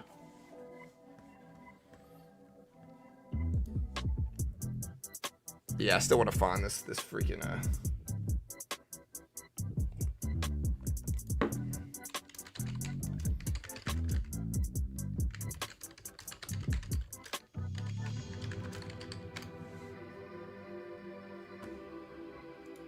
Oh, yeah, dude. Carol was on... Oh, I can actually show you guys this. Let me see if it'll let me show you guys this, dude. Hold on. Y'all want to see something funny? Hold on. I gotta mute it for a second. You think I'm full of crap, right? Y'all might...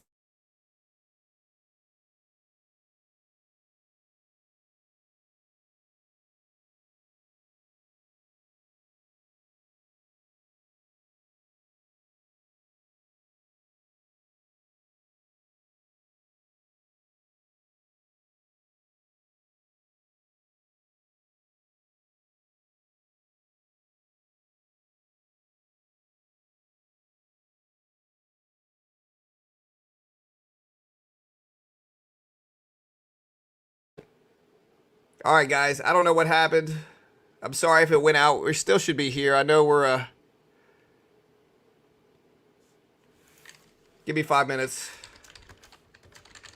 Let me know if y'all can hear me. Can y'all hear me right now?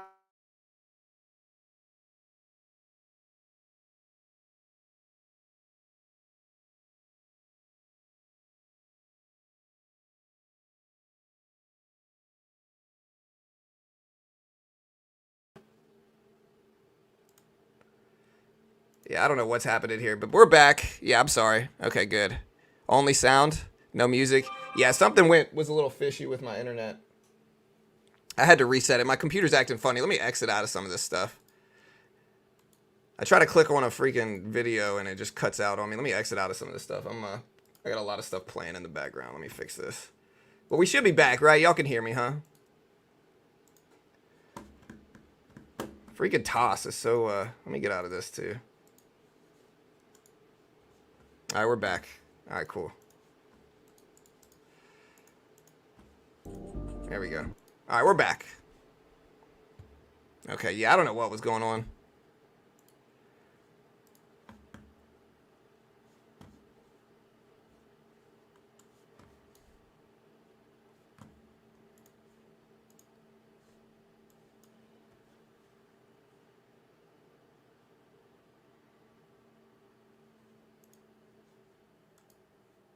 Yeah, so honestly, it's actually the video that I tried to show. Hold on, let me see if I can get a better clip of it, man.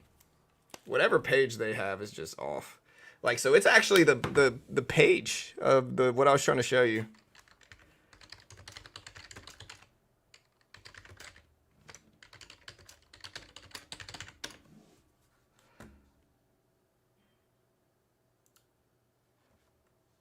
Okay, here we go.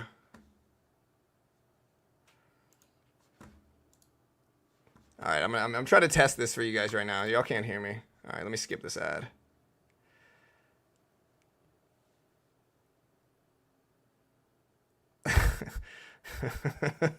Like, look at this. Hey, let me show you guys this. All right, it's actually really funny. You see me on the video. Hold on.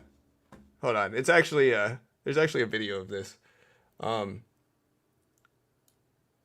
Look. All right. Ready? Look, it's me. There's the oxygen masks are down on the plane. I told Kara, I was like, bro, do not let these people come out here. And she was like, nah, baby. Like, you know, I gotta tell our story. Yeah, whoever this is, though, is like about to crash my stream.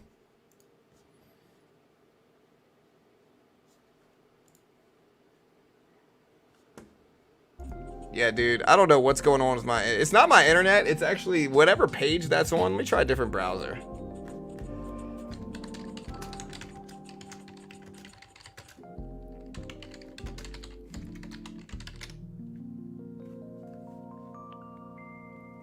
All right, look at gold still rip up. There's the SPY. I'm going to put up JP Morgan again here, though. This was years ago.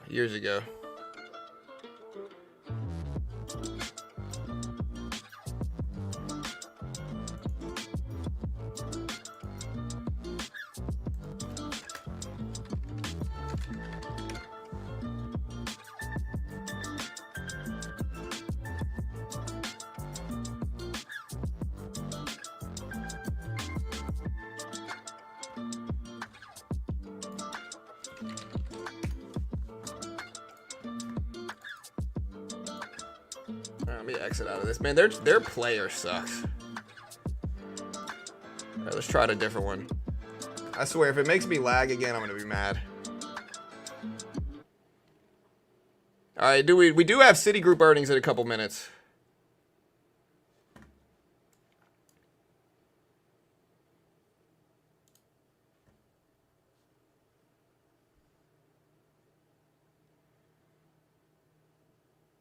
Up 10% on AVUI.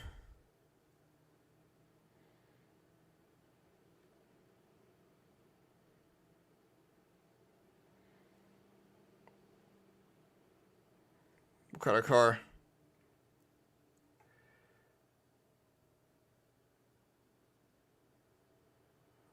Like, look at this. So this is actually our footage, so it should allow you... Oh my gosh, bro. Dude, KHOU is the worst software in the world. It's literally lagging the stream up. Anyway, look at this, right? Like, look. All right, I'm going to play this. But they fill it with so many ads, bro. There's so many ads. Anyways, watch this. This is me and Carol on the plane. Chances are this will likely never happen to you. Look, there's me. But it happened to this couple returning home from a wedding in New Orleans. Look, there's Carol. And it was terrifying. She's not happy I tried about to it. stay calm, but really deep down I was kind of like, man. Like, Look, there's my wife, Carol. Get back to our kids and get back home safely. Carol London says the plane had reached. So yeah, I'm not making this up. Carol actually called the news people out of here. I told her not to. I didn't want them out here, but she was like, I don't know what she thought would happen. But Carol was on the news for a little bit. Anyways, we're back. I'm going to exit out of that. Whoever, the KHOU player is horrible. Absolutely horrible. Yeah, where's Tesla right now? Tesla free falling over the last day. All right, guys, we do have Citigroup earnings dropping pretty soon here, so let's get ready for Citigroup earnings. They're not out yet. JP Morgan Chase's net income drops but beats analyst expectations or estimates. We also have some Tesla news here, specifically that tech YouTuber MKBHD puts up his 21 Model S Plaid for sale. It's already garnered surprisingly high bids.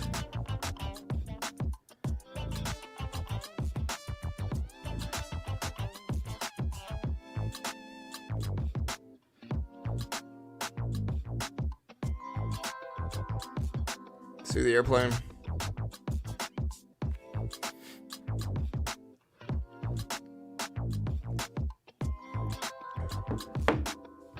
Yeah, I wanted to find that video. It's just I'll do it after PPI drops because right now, whenever I play that video, it kind of messes with my stream a little bit. So I'm just gonna wait. We'll play it afterwards. Yeah, definitely top 3 narcissistic best traders in the world with the most humility possible right now in the world ever for sure. Definitely top 3 ever in the world for sure. Most humble, humility flows through me like water does for Bruce Lee. All right. Famous quotes that were purely said by me, famous quotes that were only said by me. Include the following. Okay, include the following. All right.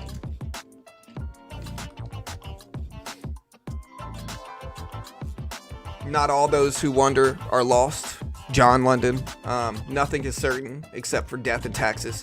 John London. Parting is such a sweet sorrow. John London, no one can make you feel inferior without your consent except for John London. John London. Top 3 ever in the world.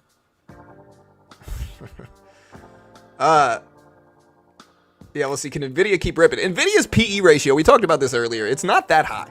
People say it's like super high in the hundreds. It's really like 60s.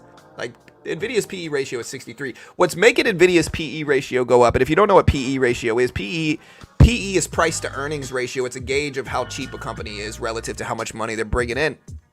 One of the biggest criticisms regarding regarding AI and tech is Nvidia's PE ratio, saying they're too highly priced, they're too extended on the upside, but their PE ratio, like a good PE ratio, is anywhere between 15 to 30.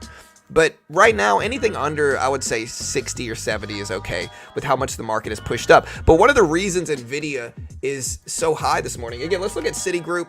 We're going to look at Citigroup. One of the reasons Nvidia is so high, though, is because their last EPS ratio was like $4.20. So that's very high, very high. $4.20. That's bumping their earnings up dramatically from all this AI stuff that happened over the last year. And so I guess my point is that Nvidia is making money to a certain extent. Like how much money they're making justifies to a certain extent their price. Not completely. A lot of people are still going to consider it extended, but yeah, to a certain extent it's justified. Again, though, we got earnings coming out right now for Citigroup. We'll see what they show. Let's watch what Citigroup does. All right, so here's Citigroup. They posted... dude, I hate it when they do this. They posted the actual numbers. All right, waiting for Citigroup numbers here. Waiting for Citigroup. Here's Citigroup on the left side.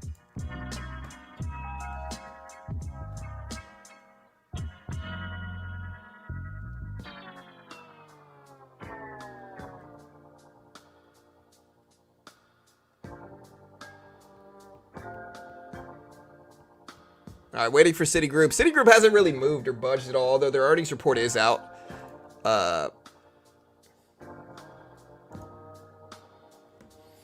Here's Citigroup's numbers.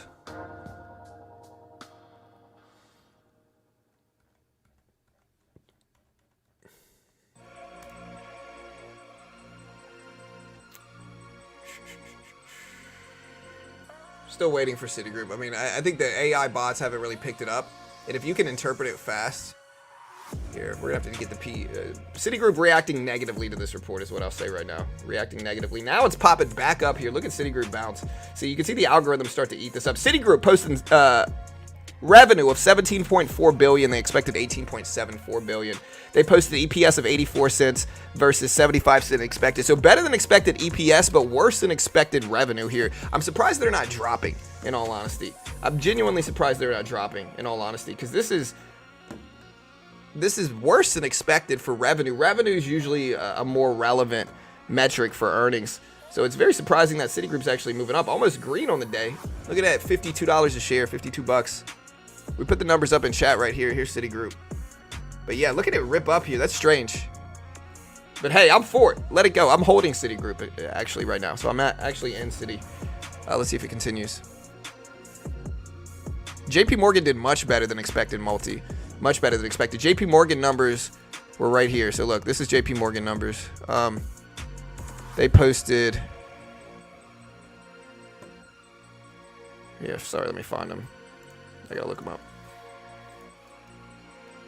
Okay, so now I'm showing adjusted numbers here. So GAAP EPS is this right here for Citigroup.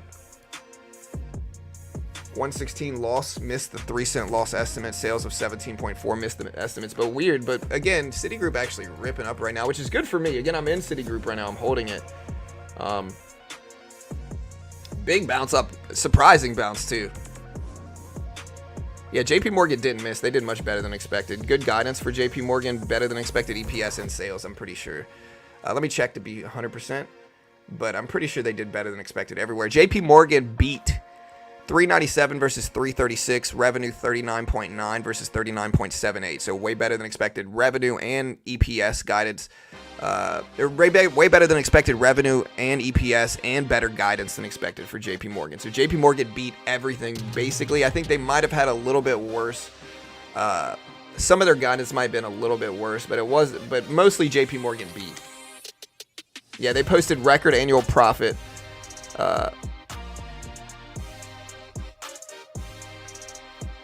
Their net income dropped, but they beat analyst expectations is what it was for JP Morgan. So yeah, they're doing really well. Citigroup doing really well. SPY and markets are bouncing up with them as well. We still have 30 minutes or so until earnings come out, 30 plus minutes. We got about 600 people here live already.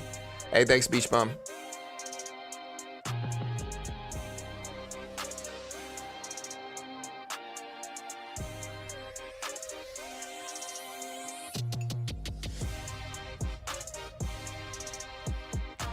My GF bought NVIDIA at 400. Hey, nice. That's a great price.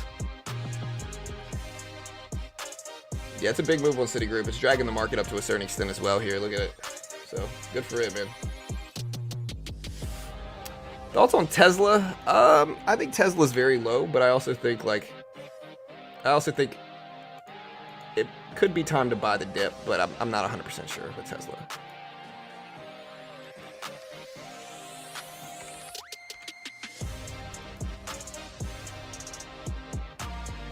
All right, Citigroup still breaking highs. Look at the high up there, almost up to $54 a share, almost up to 54.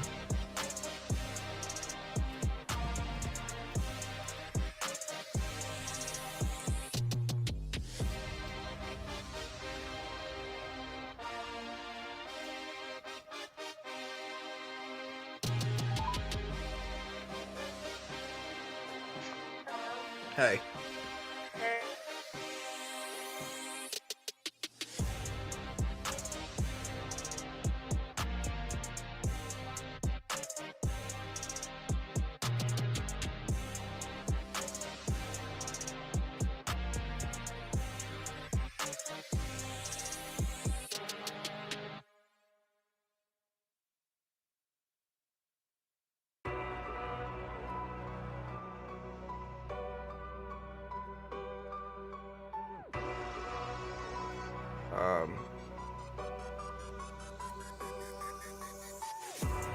Let me exit out of some stuff here. Exit out of this.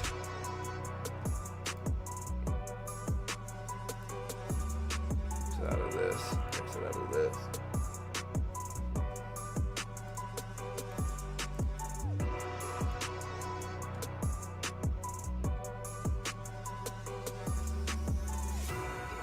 All right, so JP Morgan expects lower 24 interest income as rates come down. Man, look at Citigroup though, man. Beautiful rip. SPY still trying to hold.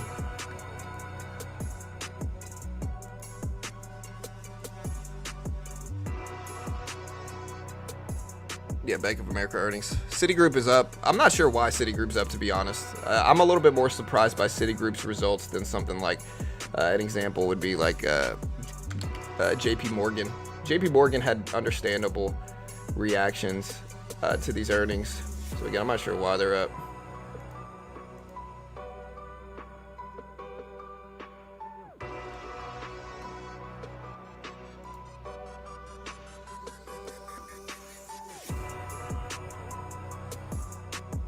PPI data is higher than expected, market will react positive. We don't know. PPI is a little bit more nuanced than CPI. CPI, it's pretty easy to bet. Like, if it comes in lower than expected, the market's going to rip up to a certain extent. Although it's never 100%. And one of the reasons, like, you get people that gamble big on these economic reports, unnecessarily, because there's just a lot of risk that comes with these reports. Like, you don't know how the market's going to react, how the market's going to respond, what the market's going to do, anything like that. Nobody knows what the market's going to do in that way.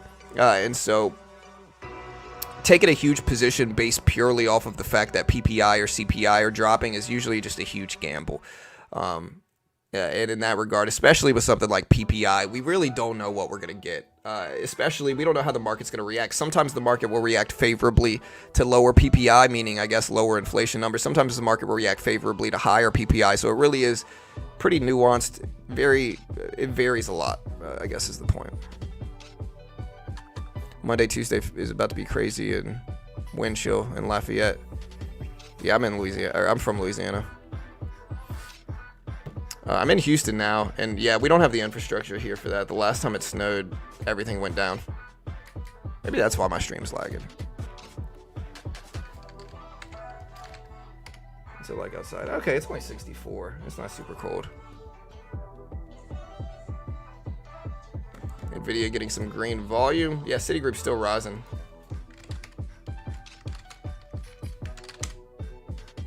Nvidia at 544.50s. I went. Here, let me. I gotta do something here.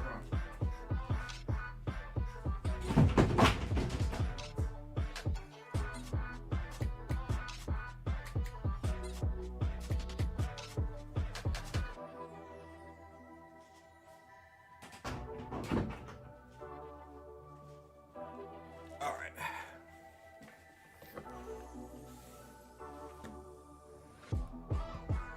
It's supposed to get down to the 20s here in the next 72 hours. We'll see.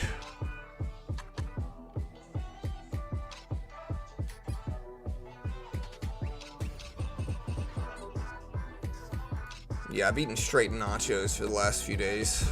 I feel bad about it, but there's nothing I can do. Yeah, so Vanguard banning all Bitcoin ETFs from their platform.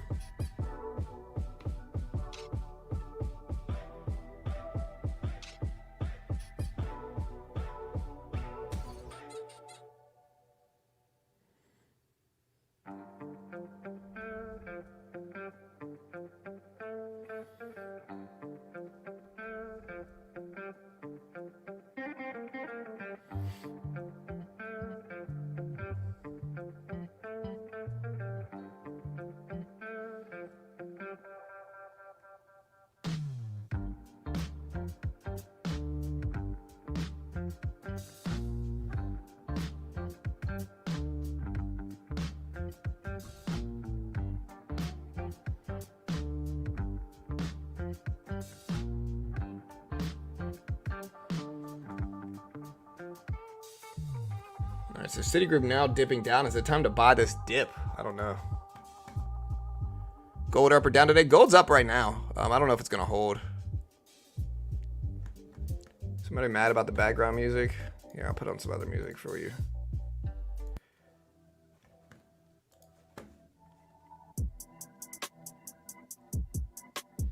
Yeah, they don't like commodities either.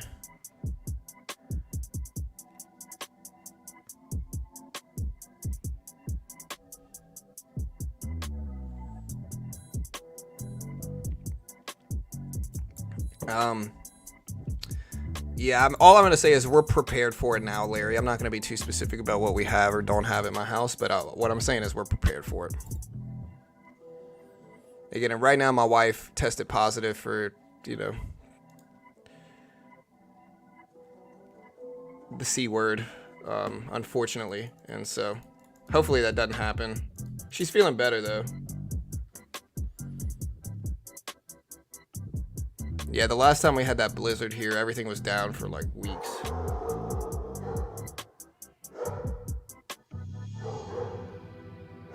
Big Bad Bruce barking. All right, guys. Hey, we got 20 minutes here. 20 minutes, team. Why is Tesla getting beat up? I'm not sure. Tesla's down. I heard somebody talk about news. I'm not sure why they're down, though. Tesla is at 220.50s right now. 220.50s. 220.50s.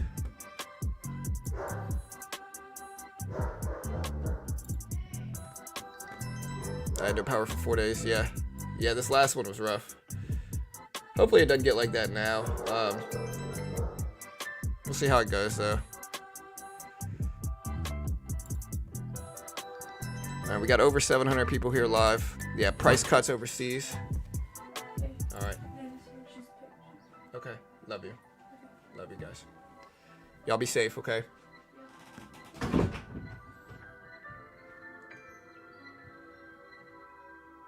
Here, let me lock them.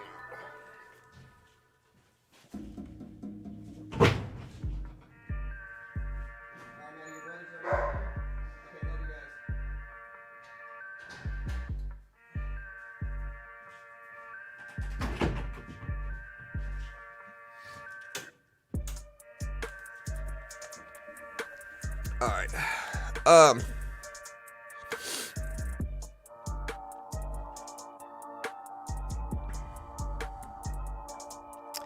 Yeah, I mean, I think EVs are the future of technology. I think a lot of people dislike Tesla and Elon because of political bias. But again, I don't get too wrapped up in bias on either side. I think taking politics and all of that out of the equation, I think when you look at EVs are obviously the future for a few different reasons. The main one being they're simply more efficient vehicles. Hold on. Hello? Hello? Okay.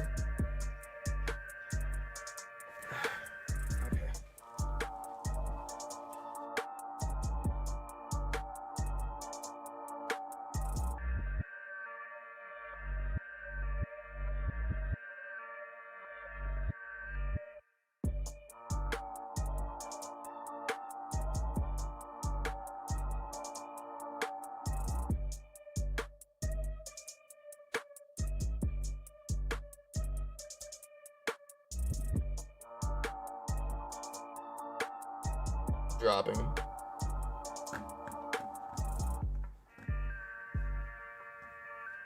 We'll see what it does. There's Boeing at right now.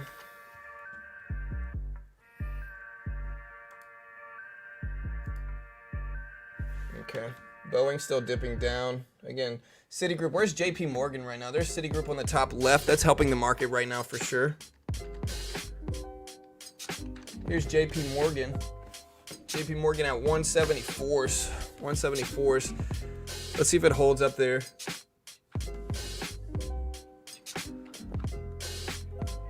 All right, love you.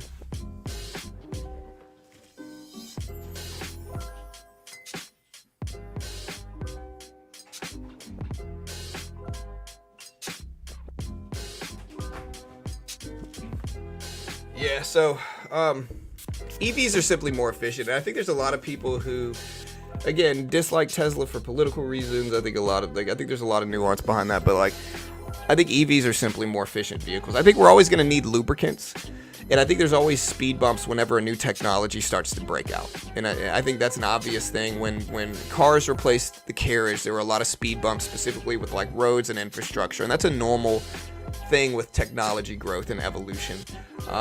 But when you take all of the bias out of it and you look at EVs in a pure efficiency perspective, you notice a couple things. The first thing is speed-wise, EVs are noticeably faster than their gas-powered counterparts. The Cybertruck will beat a literal drag car, a drag racing car 20 years ago. You know, Cybertruck will do 10, 11 second quarter mile stock. That'll be 20, 30 years ago. The cars in the Fast and Furious movie in 2001, a Cybertruck today, a stock Cybertruck's going to smoke almost all of those cars. Mileage-wise, right? Mileage-wise, they're pretty good. Most of them beat their gas-powered counterparts, especially in terms of the size of the vehicle versus the mileage it gets. Like, you get a big diesel truck with towing power similar to the Cybertruck, you're going to get 7, 8, 9, 10 miles a gallon. So, pretty good mileage-wise relative to their gas-powered counterparts. They mesh better with technology, and the big kicker with EVs is going to be self-driving, a full self-driving, FSD. I think that is very clearly the future of automobiles. I think that is very clearly the future of automobiles. And again, I understand people might not agree with me. And if you don't agree, it's all good. It's all love. It shouldn't be something where you get upset me saying these things. But I think when you look at it objectively, what's going to really pull it to the next level is FSD, full self-driving and autonomous driving. I think in 10 or 15 years, cars are going to be driving themselves without a driver. And I think that's very obvious. You know, I think it's very obvious. It might take a little bit longer. It might be a little bit shorter than that. But I think that's obviously the future. You know, and take Tesla or whomever outside of it anyway. Maybe it's not them. Maybe it's somebody else. But I think that's obviously the future. And I think the technology is already there.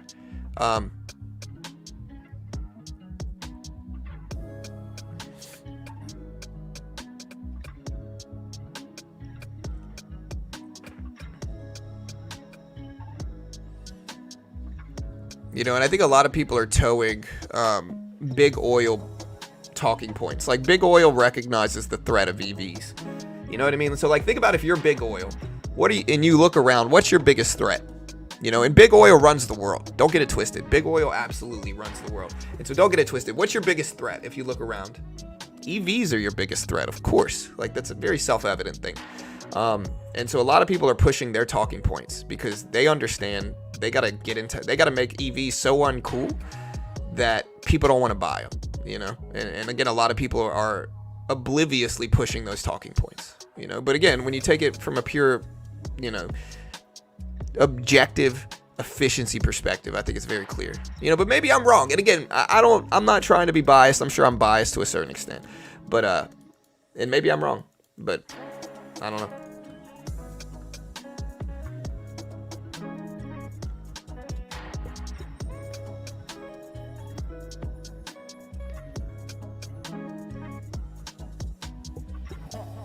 Yeah, and again, maybe y'all are right about gas powering EVs, but over time technology evolves. I think it's going to become more efficient at that as well, especially lithium production and mining.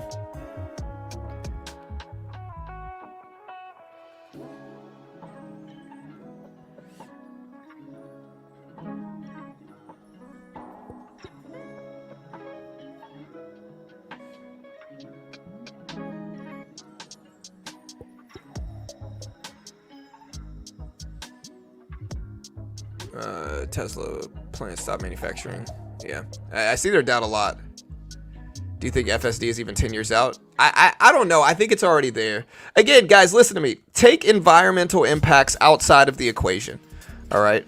Take whether they use oil outside of the equation. Y'all are missing my point. You know, a lot of y'all are so anti-EV, you're missing my point, which is not environmental, you know, environmental safety or anything like that. I mean, that might be the talking points. There's the opening, or yeah, there's a 8:20. We got 10 minutes. Why did it just look like Bank of America opened or Boeing just opened? Anyways, why is it acting like Boeing just opened on my chart? All right, guys, we got 10 minutes here. 10 minutes. Weird. But yeah, take environmental efficiency outside of the equation. We're not talking about that. We're talking about pure efficiency and driving and quality of the cars and driving.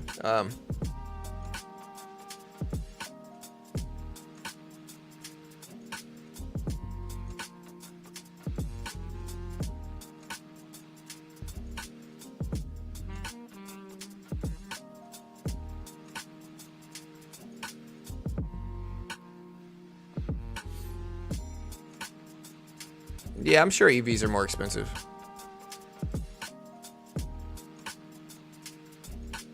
I hate the battery longevity. Yeah.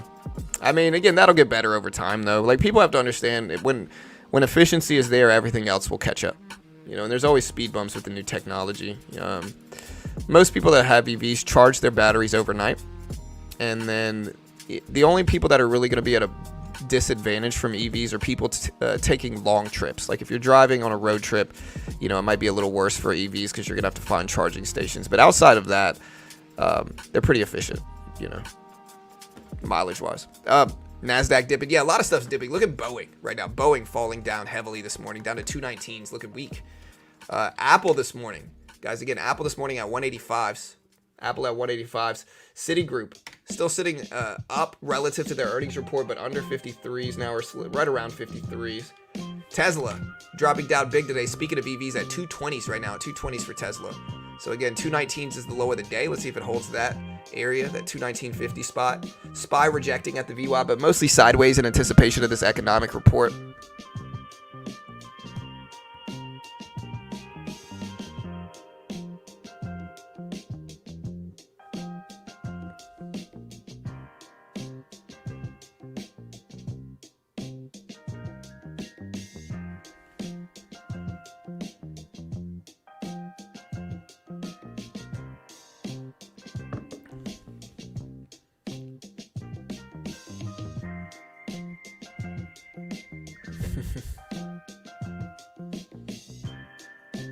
Here to stay. Again, 0.1% is what we're expected for PPI. 0.1%. We got over 900 people here live.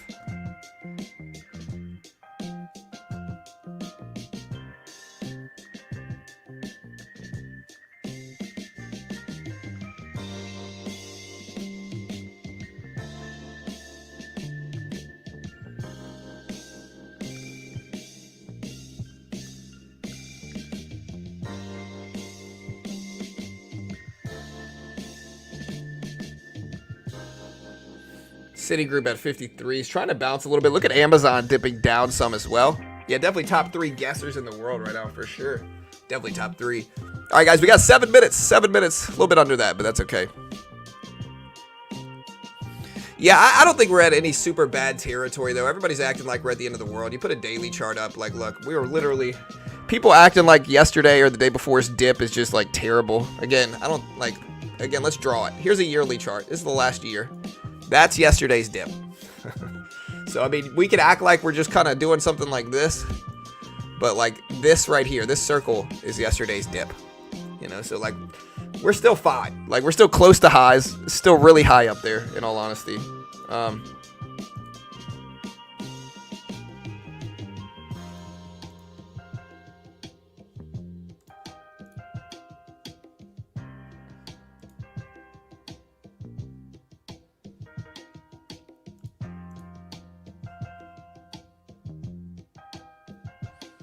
There's Tesla at 220s. Let's see if it bounces. SPY still try. Let's put the Q up instead. Let's see gold as well.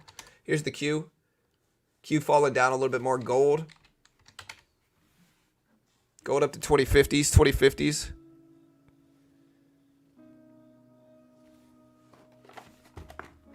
Got a little bit of a sore throat today, though.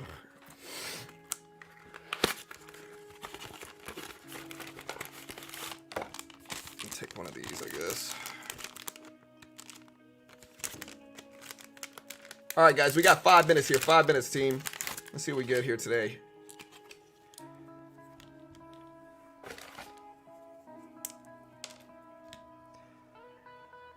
Make your last-minute predictions. Make your last-minute predictions, guys.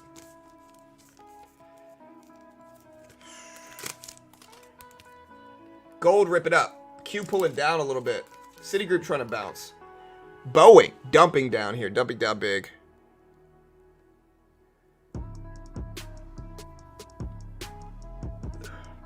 Sorry, guys.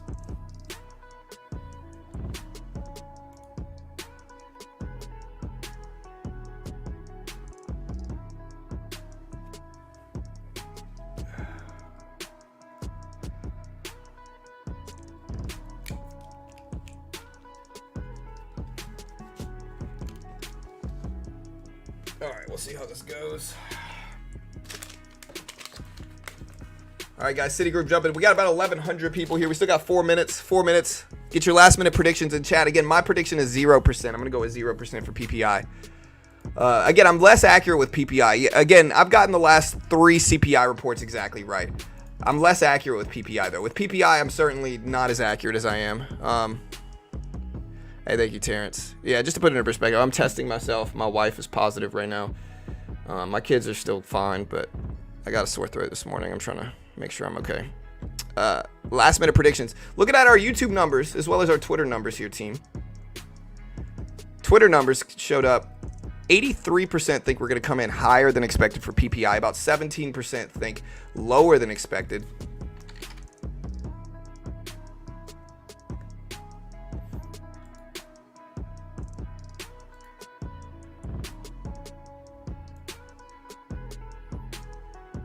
So many scammers, dude.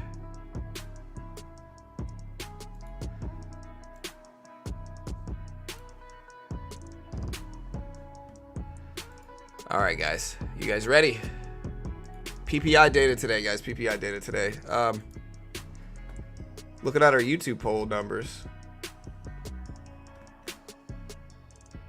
69% think higher, 31% think lower.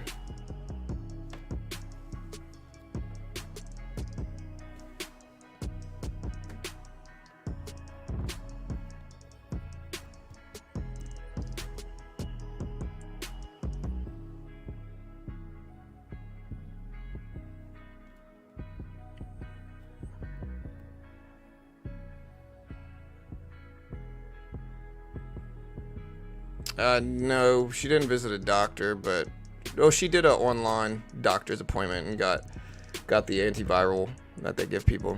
But she's feeling better today. She hasn't run a fever since the day before yesterday, so she's okay. Yeah, that's what they gave her too.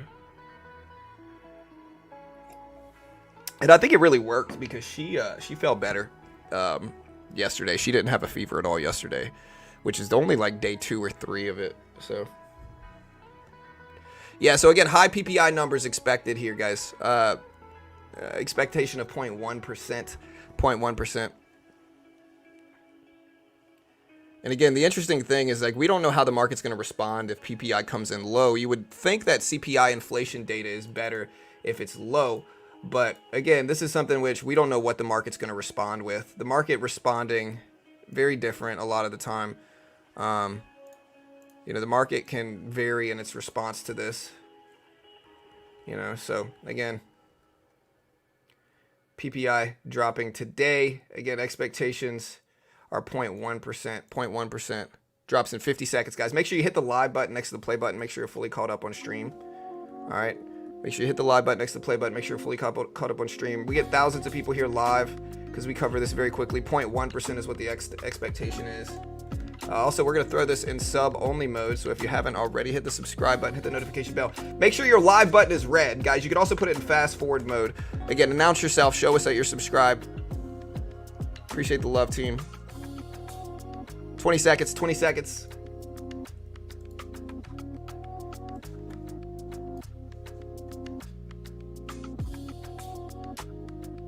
$10 seconds here, guys. 10 seconds. Here's the Q. Here's gold. Let's see what the Q does on this report. All right, here's the report right now. And there's the report. Q is up a little bit. Core PPI comes in at 0%. 0%. Year over year, it came in at minus 0.1% for PPI. Minus 0.1%. Core PPI coming in at 0%. I didn't guess 0% for core. I guessed it for regular, but minus 0.1% versus positive 0.1% gain. So lower than expected PPI inflation data. Lower than expected PPI inflation data. Minus 0.1% versus positive 0.1% expected. And so again, we'll put this up on screen. Lower than expected inflation data here today, team. We'll put this link up. Again, PPI minus 0.1% is what we showed up as. Minus 0.1%. We'll put this up on screen. Better than expected inflationary data here for sure. Market so far is gapping up. The Q up to 409. Gold testing highs of the day here. Let's put the S&P up to see what it's doing. But gold's starting to push towards highs. The SPY all the way up to 476. So So SPY is ripping up too.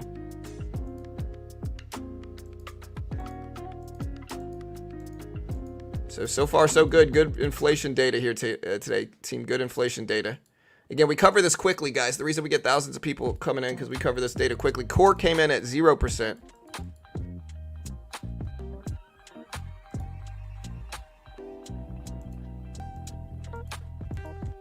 Market's testing highs, trying to go green on the day for both the SPY and the Q.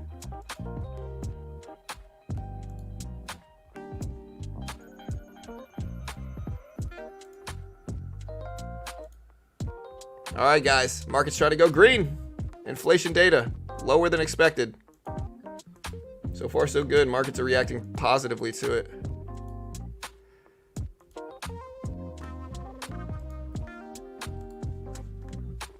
Let's see what everything else is. So again, a lot of stuff's bouncing up on this report. Amazon specifically bouncing up on this report. Boeing bouncing up a little bit from this report as well. So far, so good. Apple bouncing up a little bit on this report. So the market seems to like this report. Again, lower than expected inflation data here, team. Lower than expected. Also, team, if you haven't already, we day trade live on stream for free every weekday morning on a company called Top Step. Top Step, if you want to day trade, do not put thousands of dollars up yourself and risk thousands of dollars in real money. It's unnecessary. Most day traders lose. If you try to go with a cash account, you're going to be so restricted. If you try to do it in a margin account with stocks, you're going to need 25K. It makes no sense to put up thousands yourself in day trading trying to look cool. Instead, try a funded account program. The most legit one is Top Step. They've been around for over a decade. They pay out millions in actual withdrawals every year. They fund thousands of traders a year.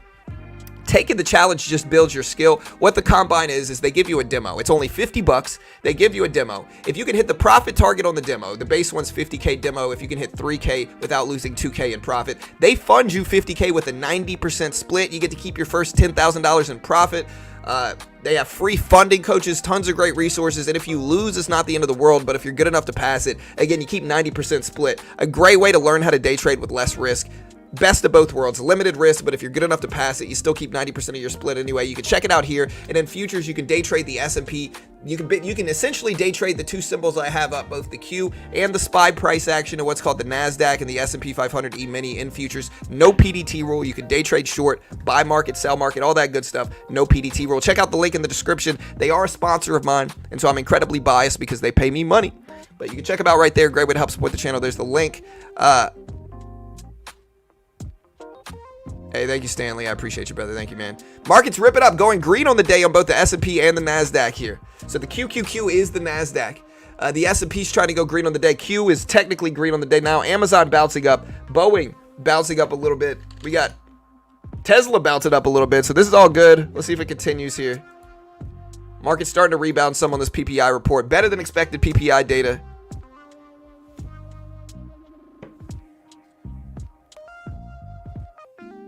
I'm pretty sure I'm negative, but I'm not 100% sure. Let me see. Yeah, so there's the link right there if you want to check it out, guys. I appreciate the love.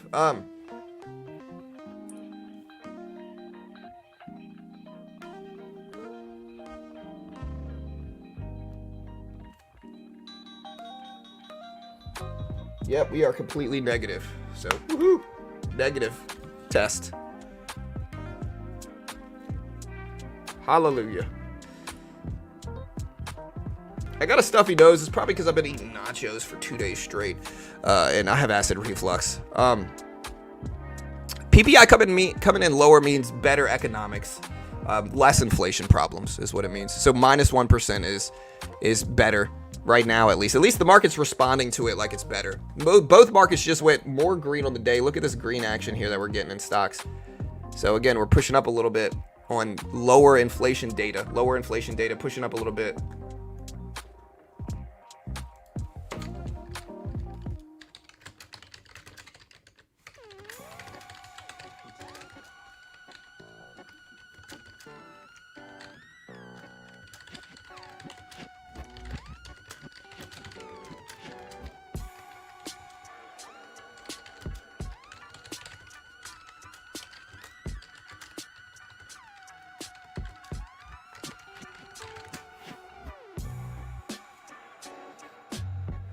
All right, so lower than expected inflation data. Markets are ripping. Amazon going really green on the day. Look at Amazon right here. So here's the Q on the right side, and then here's Amazon. at 155. Look at Apple. Nice testing green as well. Microsoft, nicely green on the day as well. Let's see banks. Banks aren't really reacting much. JP Morgan bouncing up a little bit. Citigroup dipping down some. But again, look at Amazon. Meta fighting its way back as well. Google up also. Looks good.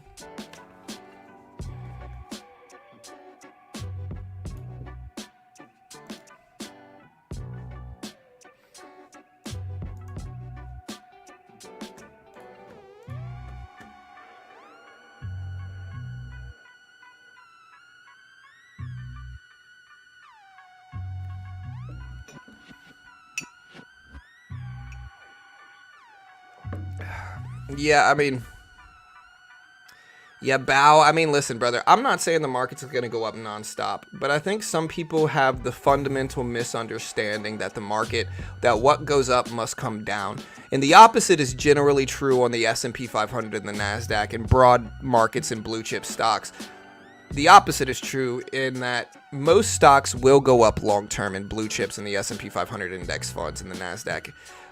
Most of them will go up over long periods of time. And so prior to the last month or two, it had been years since we were anywhere close to highs. And so acting like the market is just in some super extended place where we're ripping way over highs and just moving up nonstop is not accurate. And I think people have a fundamental misunderstanding. I think there's a lot of political bias. There's a lot of bias in general that floats around the stock market. But again, if you look at the S&P 500, for example, and you look at a weekly chart, we're only now finally getting back up to highs that we were in way back here. So we're only now getting back up to this high. You know, it took us years. Really, we're on a rebounding period of time, if you look at this, right? So it took us years. It's not like we're just ripping over highs and moving up to no man's land. That we're not anywhere close to that, and we haven't been for years. And so again, you get a lot of people that act like this, right? Like they act like we have just been doing this right here. They act like we have just been churning up, breaking highs nonstop and just flying up for years, and that's not true at all.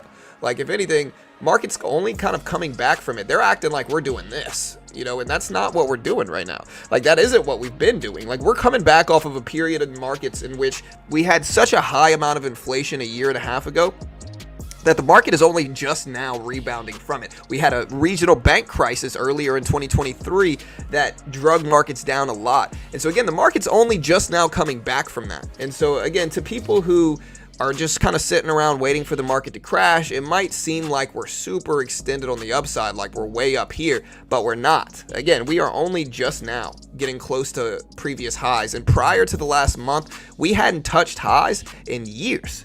And so again, I think context is important.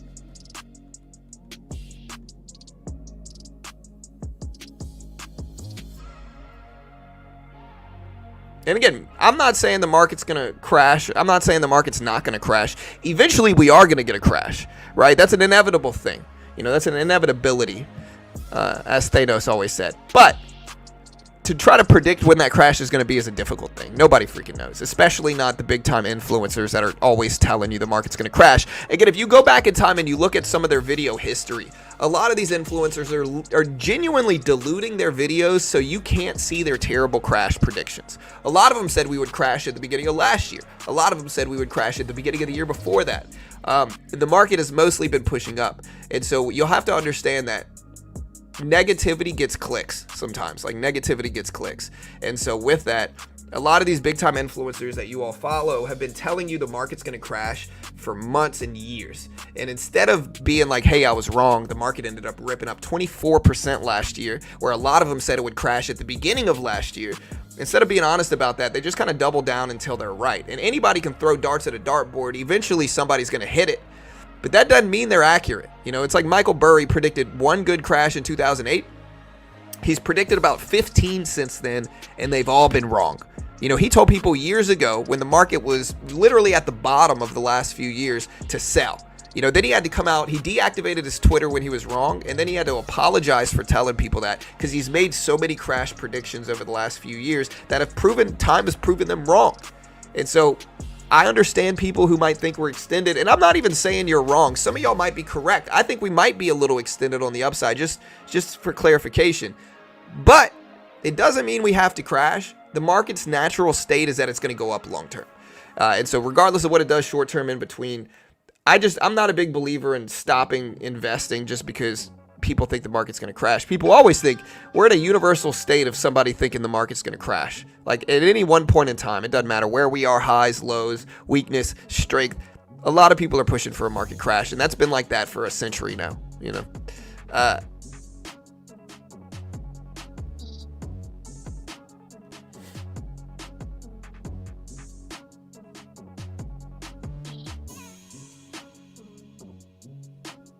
All right, we'll see what we get, team. All right, y'all want to see Carol on the news? Let's find it. You want to see Carol on the news? Let's see if we can find it. I'm actually on the news too, to believe it or not. I'm actually on the news too.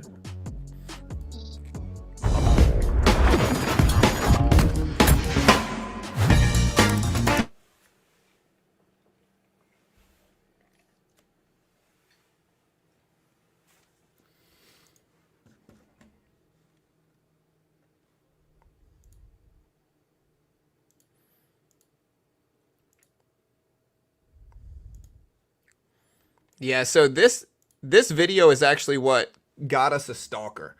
So it's a long story. If you want me to tell a story here. So we used to have this really weird neighbor, right? And this neighbor was freaking off, right? And like it sucks because sometimes like when you have like a pretty girl, people mistake kindness for flirting, you know? And so basically Carol always has tried to be nice to any neighbors we have, especially if they're, for lack of a better word, older, right? So if you're 60 or 70 or 80 years old, Carol's going to be nice to you. Carol likes to be friendly with neighbors. She had every neighbor on the block's phone number because if anything went wrong, if we were out of town and we needed to take the trash out or whatever, we needed somebody to take our trash out, they would have our back and do it. And most neighbors understood this and were really chill. But we had this one neighbor that was just off, right? And so Carol comes to me one day and Carol's like, hey, baby, I'm getting some weird text messages from, we'll call him Bob, the neighbor. You know, from this neighbor, Bob, and so she comes to me and she's like, hey, baby, like he's sending me some strange stuff. And she was like, read this text message and tell me if you think it's inappropriate because to me, this seems weird. You know, so I read the message. And so sure enough, I'm like, yeah, this is kind of off, right? This is kind of weird. But it was a message in which was plausibly deniable, right? So like it was a message in which if I confront him and being like, hey, bro, what the heck? He's going to be like, whoa, what are you talking about? Like, this is innocent. And so it's plausibly deniable. And so I went and asked my other neighbor, I was like, hey, what should I do? Should I confront him or should I just kind of ignore it? And we're just going to kind of distance ourselves from this guy. And the other neighbor's like, you should probably just distance yourself. He's going to deny any weirdness in it. Again, Carol messaged her dad and said, hey, Dad, what do you think of this text message? And even her dad was like, yeah, there's something a little off by it. Her dad was even like, yeah, I wouldn't worry about it, but I would not talk to that guy anymore. Like, this is an old man. He looks like Santa Claus. Very short, like, kind of looks like Santa Claus. And so anyways, yeah, I'm not mad at him for shooting a shot. But again, at a certain point, it got really off, right? So anyways, we start ignoring the guy. We're like, hey, we're just going to ignore this guy. And so then this guy starts texting her a lot. Like, a lot. And she's coming at me being like, hey, baby, like, now he won't stop texting me. Like, and again, we saw every time we would be outside, he would be there. He would come over and try to come over. And we just got kind of really short with him, really kind of weird with him. And eventually it got to a point where I would leave. Carol and I both would be gone from the house. Like, Carol would be out doing something. I would be out doing something. I remember one day I left and Carol wasn't home. And then when I come back, he's in front of our house with his dogs. Right. And then I find like a nail behind my tire, like a rusty nail behind my tire. It just got really weird, bro. It got really off. And so again, it really goes to show you can't be nice to anybody because some old people are, you know, they're going to take it as something it's not. But anyways, what really sparked that was that Carol told all her neighbors, she said, hey guys, I'm on the news. You know, like I got a news story. Yeah, I got really off, just really, really off. Yeah, I've told this story before for sure. But what sparked that story was this news article, right? Like what sparked that story was this news article. Carol sent him this, And she sent to all our neighbors. We had a bunch of neighbors, like our kids were friends with some of our other neighbors. And so she sent in a group message this video. And I guess she looked pretty in this or whatever it was. And that sparked a gang of weirdness from one of our old neighbors. Like, look, here's my wife, Carol. Look. I'm going to play this now. My internet looks to be acting a little bit better. But look. Stay calm, but really deep down, I was kind of like, man, like, just want to get back to our kids and get back home safely. Carol London says the plane had reached cruising altitude. Yeah, so again, what happened in the plane was that when suddenly the oxygen mask dropped. Look, here I am. Was stunned, and they booked it back to the back of the plane. Yeah. And we didn't hear anything else. I guess they sat down, but we didn't hear an announcement or anything like that. Everyone was just kind of looking around, wondering. Yeah, it was weird. London says the I'm panicking back there because And then they said, okay, I'm brother, panicking put your oxygen mask on. because I'm scared of At flying first, in that was general. all they told us. And then the captain came on and said, or the pilot, he said, you know, we're going to get to a cruising or safe cruising altitude. And that was Honestly, I was so bad at Carol we didn't really know after anything this else. While this because was happening, London says there was a man in the lavatory. He thought in the he was bathroom. having a heart attack. I was speaking with him at the bathroom. Yeah, that's my wife. And he thought he was having a heart attack because there was just no oxygen in the plane. And because he went back to his seat and he was holding his chest, and him and his wife were. Yeah, I was on the plane. probably I didn't want to be on the scared. news though. And all of a sudden, I was on the plane, but I didn't want to be on the It news. wasn't him having a heart attack, but it was. And the so, oxygen. yeah. There was just no oxygen in the plane because it wasn't pressurized right. She says the passengers Yeah, like I were able to said, remove their masks once the plane descended to around 10,000 feet. But their nightmare flight finished. Let me see if I'm on the video somewhere. Look, watch. Here's me right here. Let's Let's see if it shows me. The sirens went off and vapor filled the cabin. Look, there's me. London says the cabin pressure had to I mean, stabilize it's our before video, allowed so to you know, move I guess I can play it because it's our content. Says it will be to all the flight. Yeah, so that's the video. But yeah, our neighbor saw that and turned into a stalker, I guess. It was just weird. But no, what's funny is that prior to this plane ride, right? Prior to that freaking plane ride right there, look at the SPY start to dip. So the SPY back down to 476. I guess we're correcting a little bit from this report.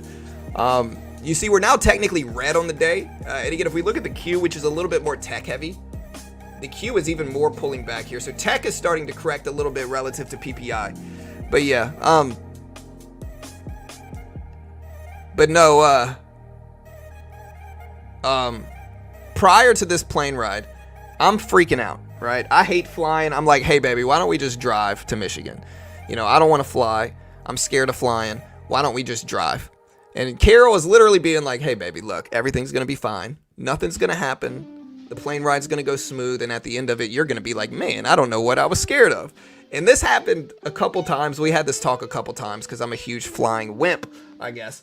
And then we get on the plane and that freaking happens. You know, I never wanted to fly again afterwards. I never wanted to fly again. United Airlines gave us like a $150 voucher. So, I mean, they could have done a little bit better too. So I guess Carol called the news on them, you know. I like the landing. Maybe it's just because I'm ready to park and get off the plane. But I hate takeoff. I don't like the angle of takeoff. Like, I don't like this angle where it's like this. I do not like that angle at all. I don't mind when we're up in the air flat, and I don't mind when we're going down landing. I don't like takeoff. Takeoff's the most vulnerable feeling to me. Living in a yeah, simulation like yesterday. Maybe it's the law of attraction, you know.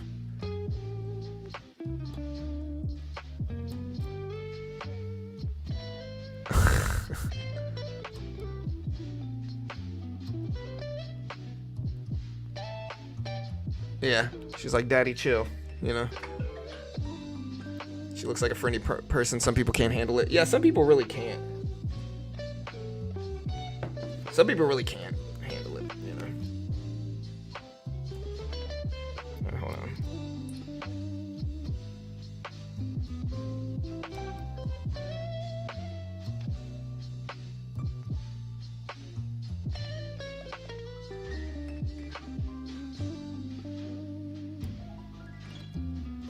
All right, remember, is the market closed? Is the stock market closed on Monday?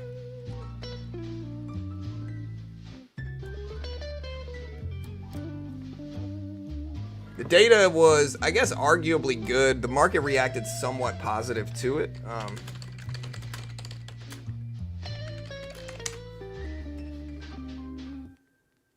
All right, so the market is going to be closed Monday. Good. I'll probably skip Monday. Nice. All right, I'm excited for that. I hope the market's closed. I've got a day off.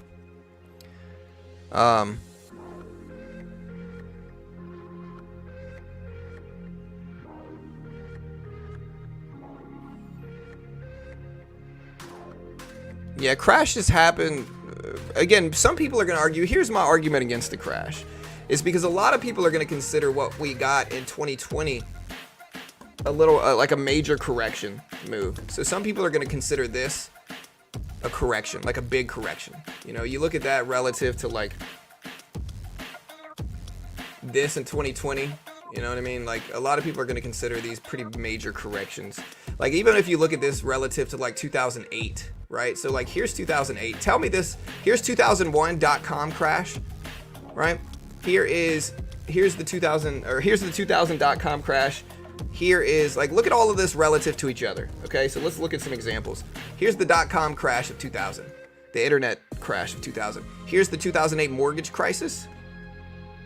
And again, all of that considered, here is the 2020 correction. It looks pretty similar. And so again, if that's the case, then we already had one less than 3 years ago. So, you know what I mean? So it's like if crashes happen periodically every decade or so, you could argue that we already had a little mini crash back, or at least a correction back in 2021, 2020. And so if that's the case, we're probably going to have at least a few years or more until the next one. It's probably not going to be immediately after that. We don't get crashes every 2 years. As much as bears want that, that's not something we get. And again, if you find yourself betting against markets long term, you're in a sucker's bet.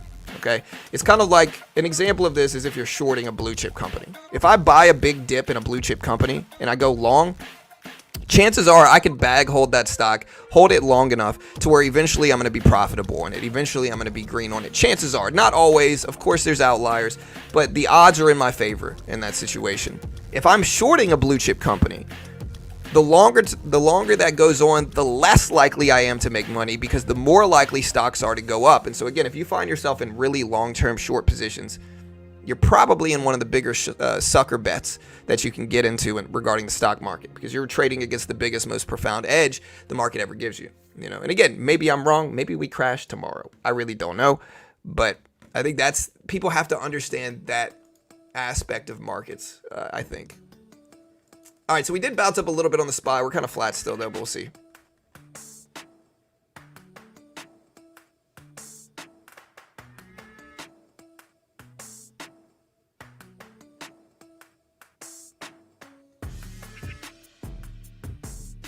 Yeah, maybe Ken. We'll see, brother. I'm using the 200 EMA and the volume weighted average price. Those are my two favorite indicators on short term on charts.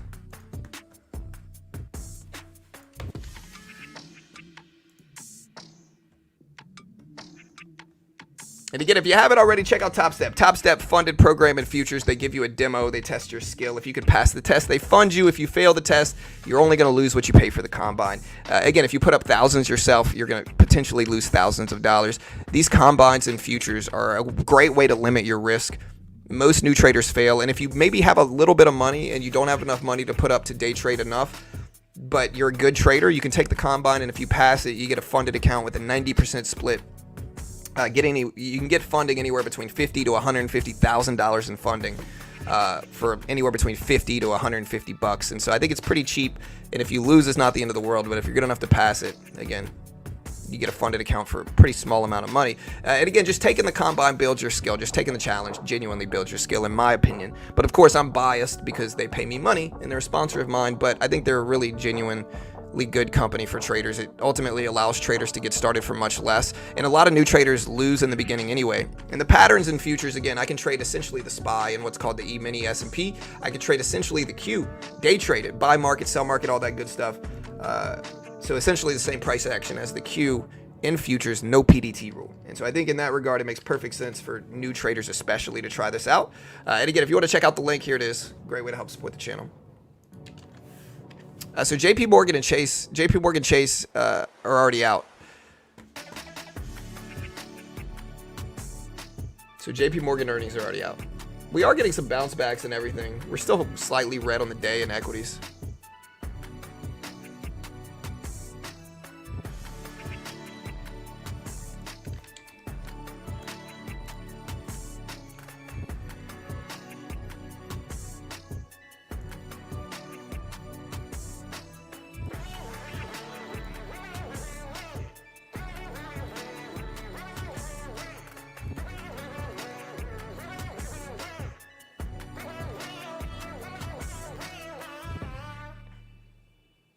Yeah, and again, if you haven't already checked out my other sponsor is a company called Chart Prime.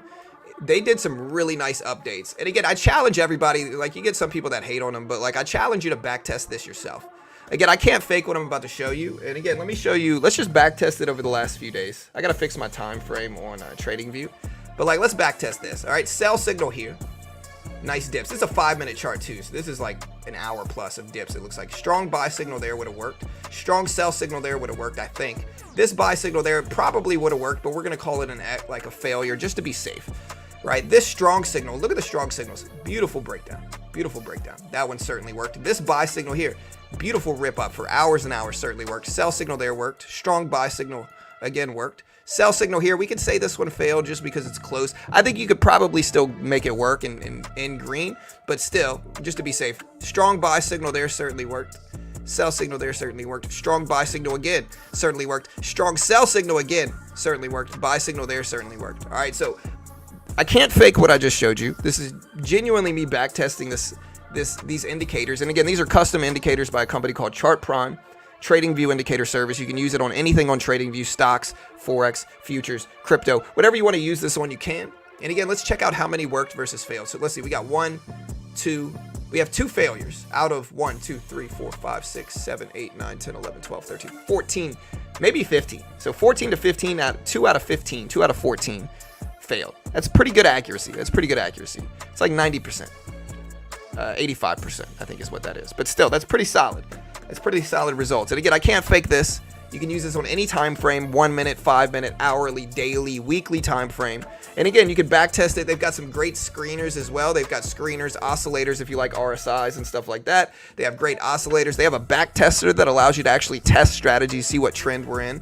Bunch of cool stuff. And so again, check them out. Great way to help support the channel. If you want to check more out about them, I'll put the link up. Great way to check them out. I think it's like 40 or 50 bucks as well, so it's very cheap. Very cheap. And again, genuinely useful in my opinion. Genuinely useful. And so again, you can also use this promo code here if you haven't already to check them out. Again, it's like 40 or 50 bucks a month. So, I mean, it's pretty useful. But yeah, check them out there. I'll put the link up in chat as well if you want. So they come about 1 candle later, Sal, from my experience, about 1 candle later, and they don't repaint either, which is good. I don't think they repaint. I know the buy and sell signals don't repaint. But again, test it out for yourself. You know, there's the link right there. Again, they're a sponsor, of course. I'm biased, okay, because I'm biased. Of course, anybody's going to be biased in their sponsor's favor.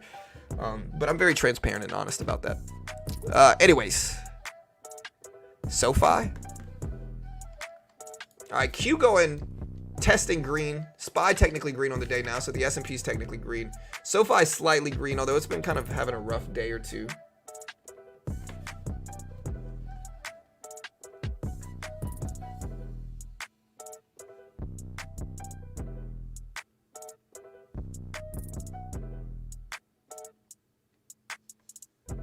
Yeah. What was IBIT's volume yesterday? Was it 1 billion? So it didn't break the record, unfortunately, right?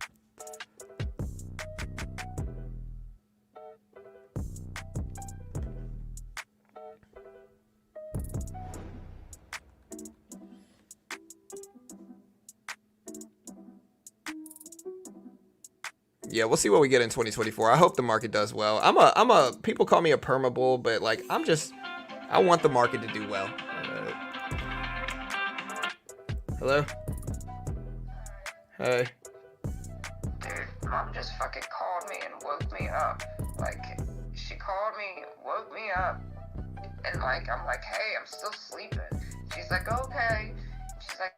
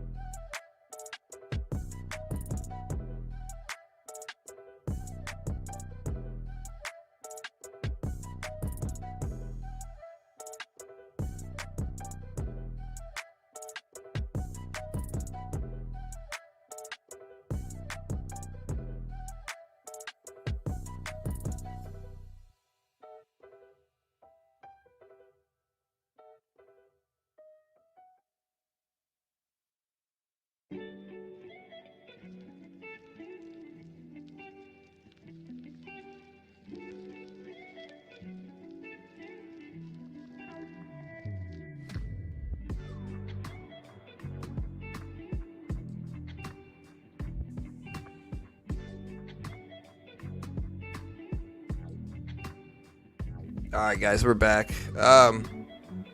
Wait, could y'all hear that phone call that I just had?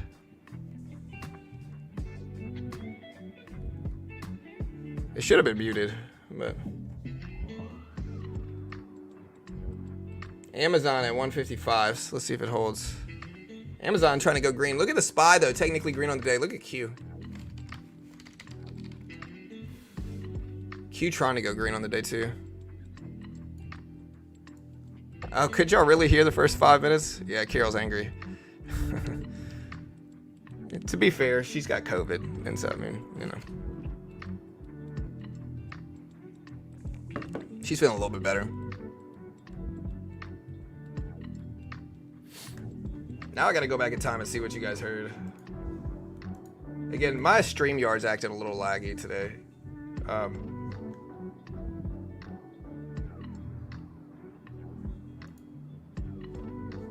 All right, hold on.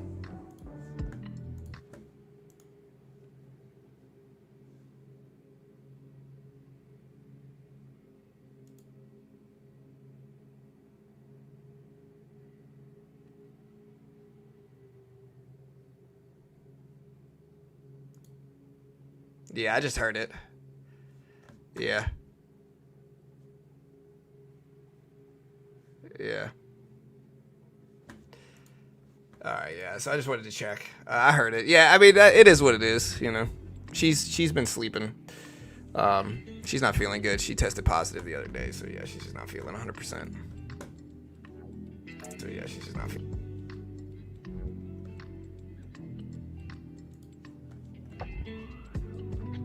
Yeah, Tesla and Boeing both dragging the market down. They're starting to bounce back a little bit though here.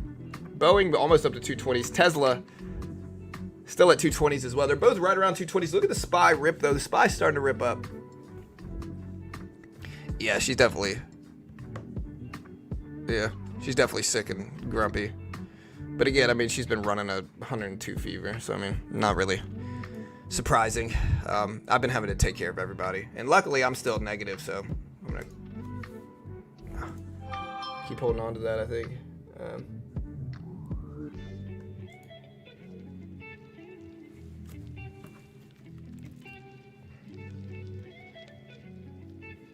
I muted it though. I don't know why StreamYard's acting kind of off today. I gotta be careful.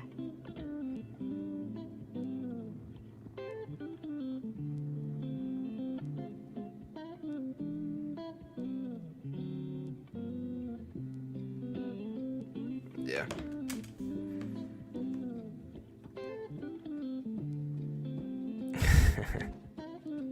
Yeah, I'm honestly glad we're gonna have a close day on Friday. Shout out to Martin Luther King, the GOAT, one of the realest people to ever live. Man, stood for what he believed for. You gotta look up to him, man. You gotta give him his respect for sure. Well, the market closed green this week. Yes or no? Let's see what the SPY's looking at on a weekly perspective. SPY pretty green on this week, you know. So it looks like we opened up the week on the 8th day at 468.40s. We're at 476, so it looks like we're out of a green week. Let's do a different question. How about, what's a good question for today? Well, the market closed green today, I think is the best question, since we're pretty close to neutral.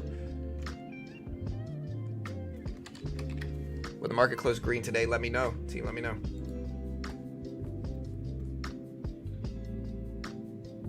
Yeah, I'm pretty happy about it. I'm excited. Hey, what's up, Beach? Yeah, y'all go give Beach Bum Trading a subscribe. He's got great swing trading content. Beach Bum Trading. You see his channel link right there. Yeah, the biggest woe for me is I haven't been able to go to jiu-jitsu.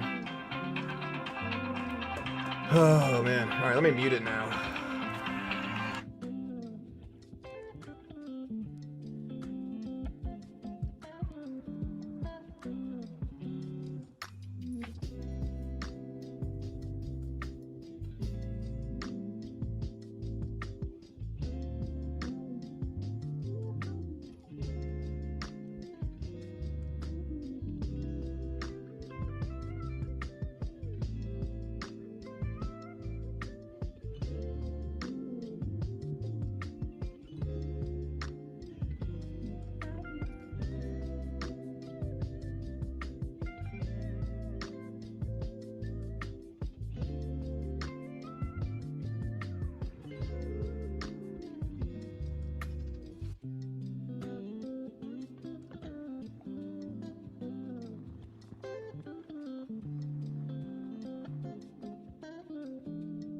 All right, I gotta go bring my wife some water. She needs some water.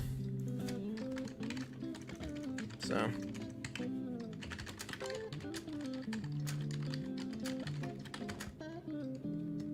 While I'm gone, will Tesla close this year over 250? Leave it in chat. Okay, so again, I'm going to bring Carol water. While I'm gone, will Tesla close this year over 250? Leave in chat right now, guys. Leave in chat right now. While I'm gone, will Tesla close this year over 250? Let me know what you think.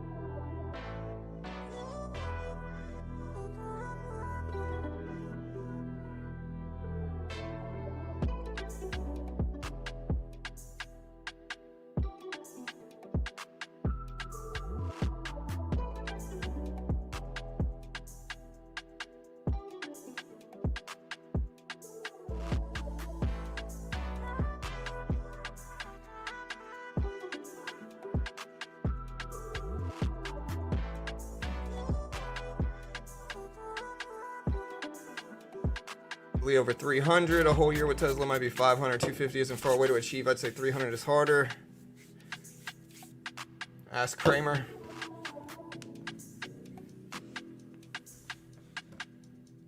Nvidia 550 and 560. Where do y'all think Nvidia is going to go?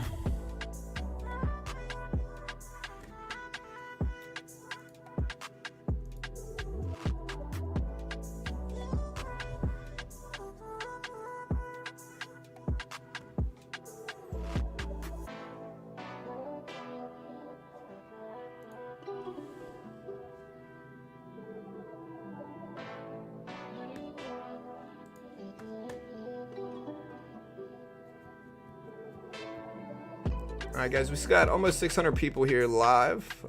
Hit the subscribe button if you haven't already. We got almost 123,000 subs. Remember, the market's closed next week on Monday. Market will be closed next Monday.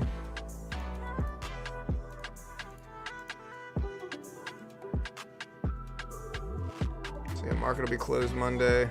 Tuesday, we've got nothing. Tuesday we got Canadian. Oh, we got the New York Empire State Manufacturing Index and Canadian CPI. Wednesday we got European CPI, retail sales.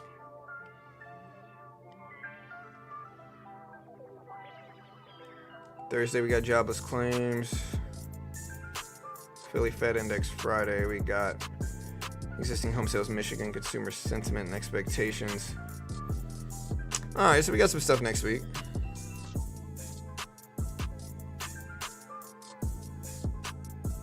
Where's JP Morgan right now? Again, market's actually green on the day as we speak. There's JP Morgan, still doing pretty well, still up.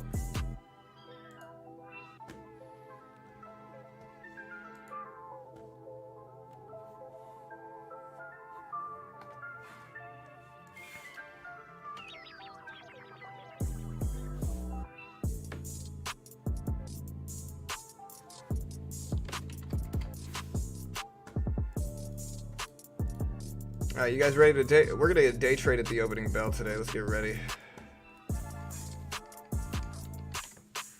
I'm gonna have to restart my computer after today. It's a little funky right now. It's a little slow.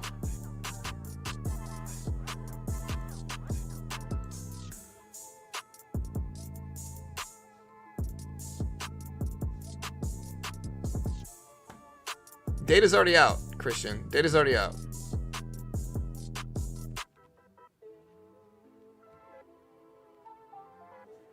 Yeah, I'm pretty sure Christian. The data's already out. Again, hit the live button next to the play button. Here's the PPI report. It came in at minus 0.1% versus 1% expected. 650 to 1,000 plus. I don't know about that. We'll see.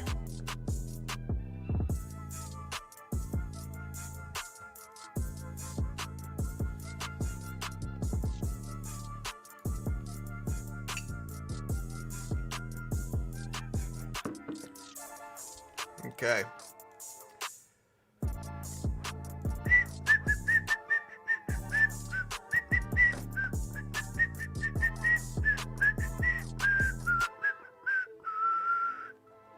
All right, guys. So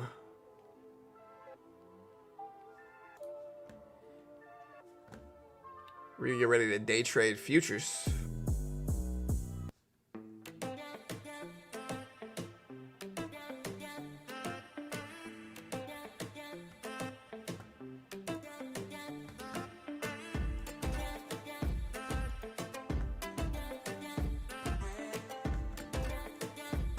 Trying to get this ready. Again, we got a little bit of lag. I don't know. It must be my computer.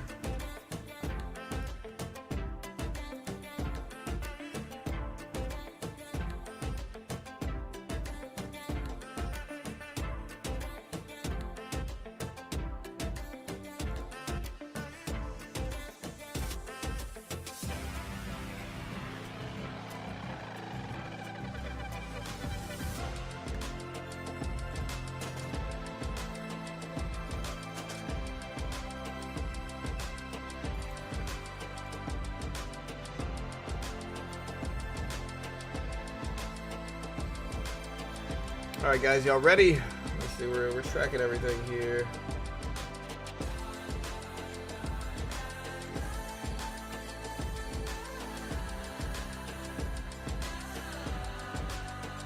All right, look at the Q and JP Morgan bouncing up nicely here. We'll see if it actually holds.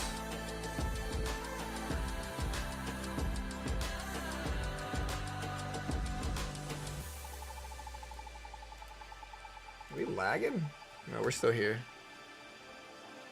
20 points for level up. All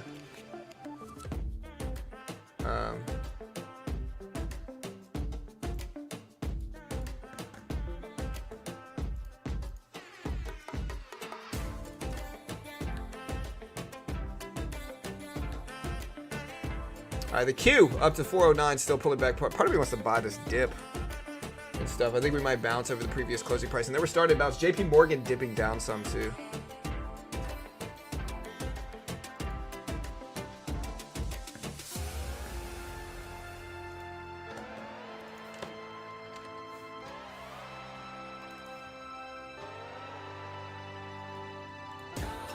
I don't know if it's my internet or other stuff. Yeah, we got 15 minutes until the open. Tesla drops to 125. I might cry. Mild correction today.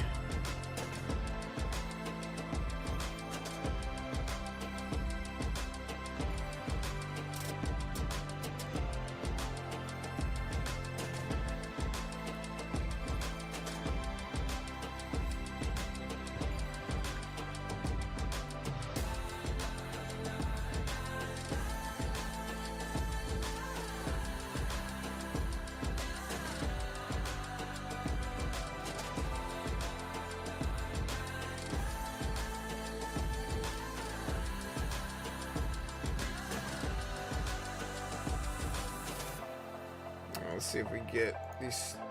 We're trying to get. Okay, there we go. We're in. All right.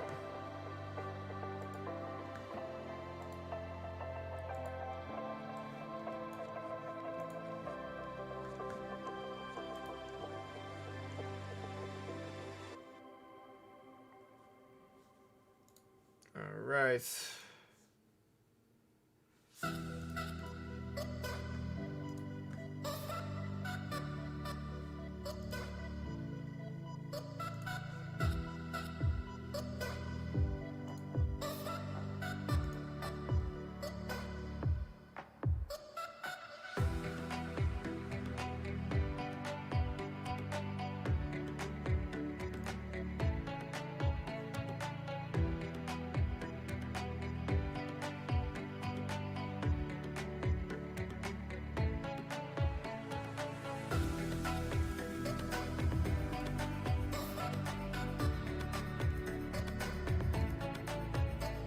All right, team. We're getting ready to trade now.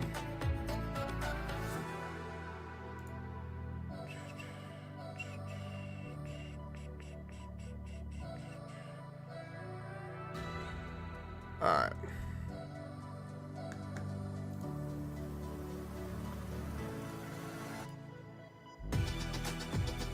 All right, so again, guys, we're gonna get ready to trade now in futures. We haven't traded at all today, at all this morning. We do have the Q rip it up. I think this is the Q. Yeah, the Q is flying up right now. We're gonna put up the NASDAQ on the chart and maybe trade some of this action here on the Q.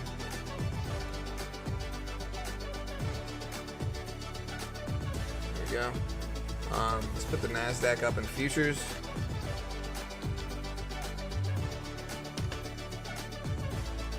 Nice little rip up. Look at the NASDAQ breaking up. Nice little flag looking pattern here too on the NASDAQ. JP Morgan.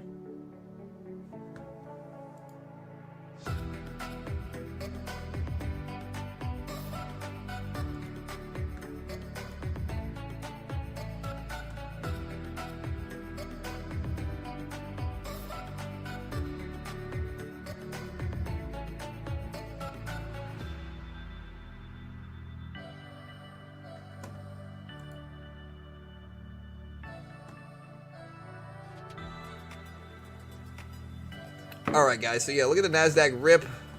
JP Morgan at 173.50. I'm gonna put Nvidia up here as well. See, bro, why am I struggling so much with internet today, dude? Let me do a speed test here. Like, look at my internet just cut out on me. Maybe it's Quant Tower. Let me see.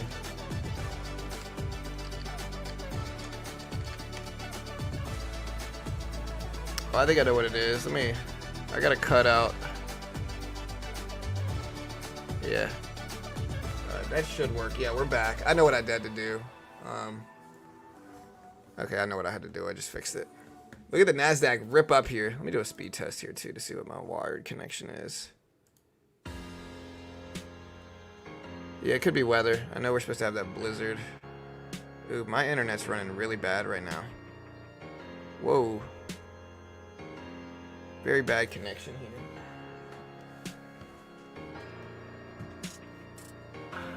Yeah, I'm only running at 93 megabits per second here and only 92 upload. That's bad for me. Good.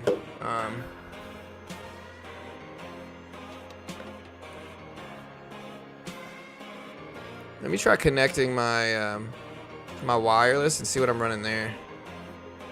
I'm running really bad internet tests. They're really bad. Okay, let's try it again. Definitely bad internet right now.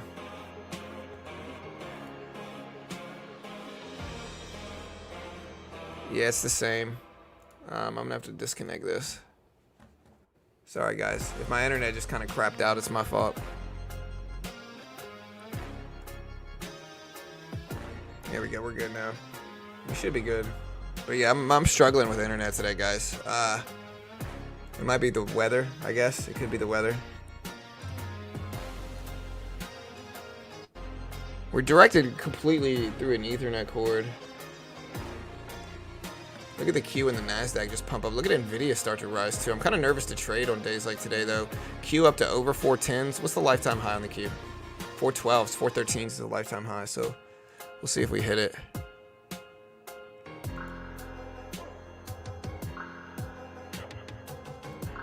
So it says we're lagging a little bit, but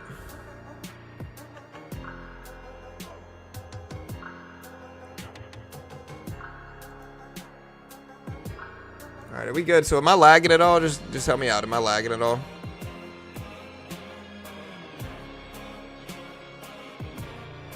Q with the huge churn up. Part of me wants to short this, catch a falling knife. There we go. It looks like we're back. Okay, good. At least I'm not lagging.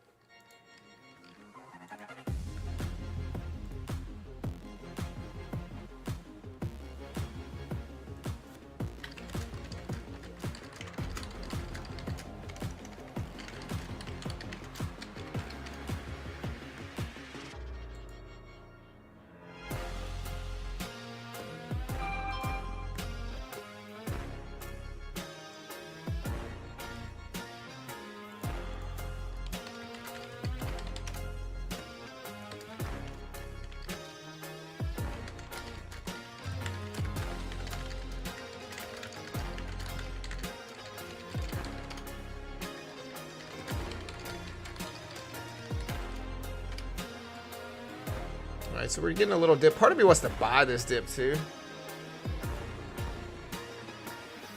Bro, I've got 4 monitors. The problem is finding.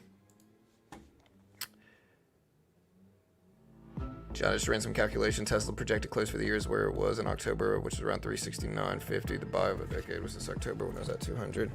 Yeah, that's actually where I bought it.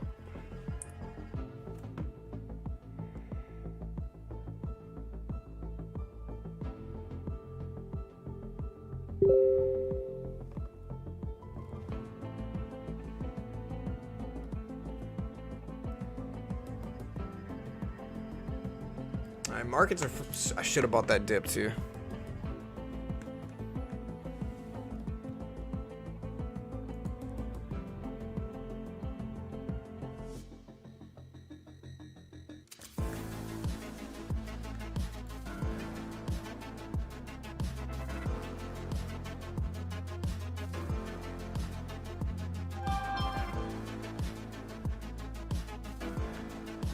It looks like my internet's doing all right now.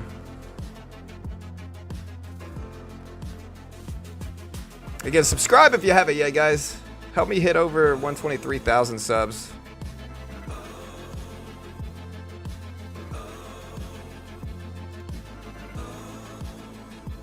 Still moving up. Look at Nvidia dip down here. That's the only reason I don't want to buy. But again, my positions have been doing well.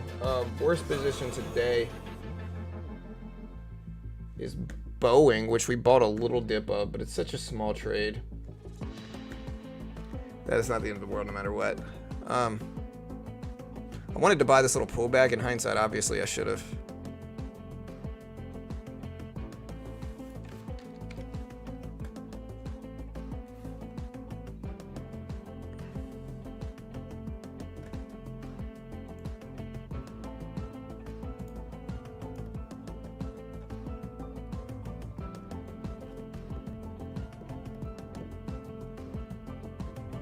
Citigroup testing the previous close, actually breaking down a little bit, but the Q and the NASDAQ are still pumping up. Let's look at the SPY instead of the Q because it's the same price action. SPY is churning up as well at 477s here. Citigroup just went technically red on the day, though. So Citigroup now technically red on the day. Tesla down, of course. Gold's doing nicely today, though. So we're in gold and we're green on it.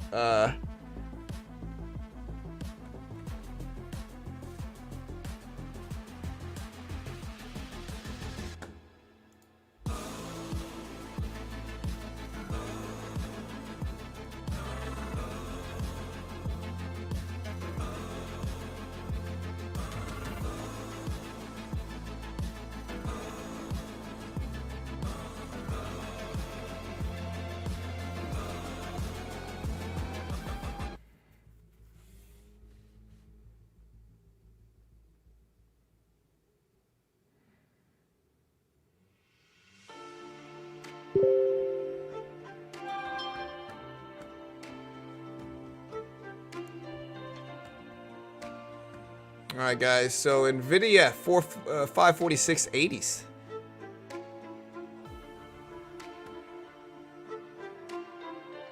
Did you sell City's top? No, my City position is very small, and so I'm just kind of holding that as like an investment. To be honest, I've been in it for a while. I bought City back in October of last year, and I'm just still sitting on it.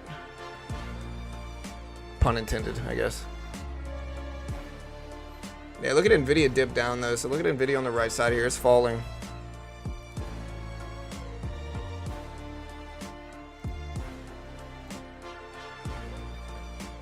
Market opens up in 2 minutes. 2 minutes, guys.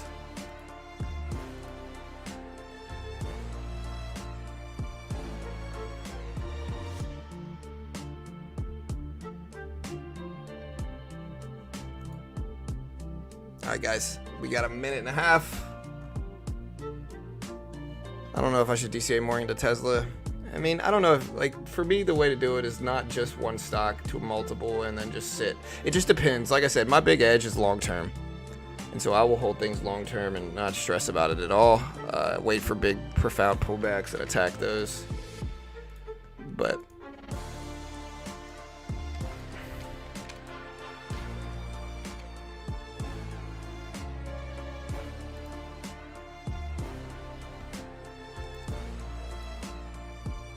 Alright, so we're going nicely green on the day. It looks like it's mostly from Apple. We're in Apple right now.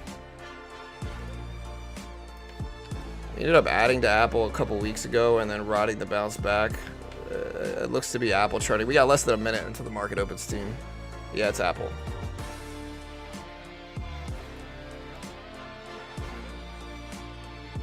Microsoft huge dip.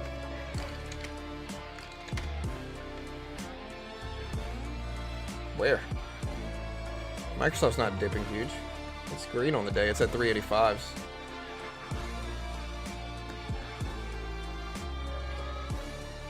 Tesla? I wouldn't even call it huge. I mean, it's a dip, though, for sure. Amazon pulling back to the previous close. Citigroup bouncing back up, too. All right, guys, here's the opening bell. We got 10 seconds.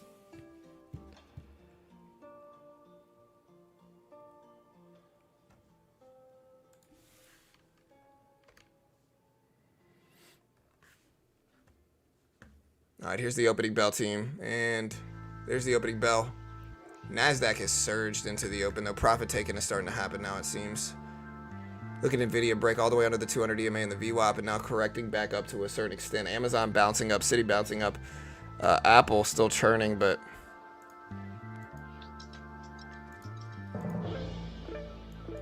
Apple stabilizing. Tesla testing lows. Amazon breaking down, too. Part of me wants to short this. But Apple kind of helping the market drag it back up. Tesla moving up too. NVIDIA starting to fall though. SPY rip it up. I'm going to short this. It's kind of a risky bet. If I'm wrong about it, I'll just cover it and it's all good. Opening volatility.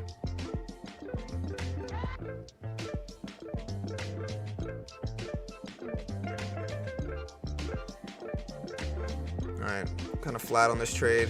See if we can break down a little bit more. There we go. Flush. Alright, so I think we made a little bit. We might not have made anything there, though, to be honest. It did bounce back and retrace pretty quick. So, yeah, we got a flat, surprisingly enough.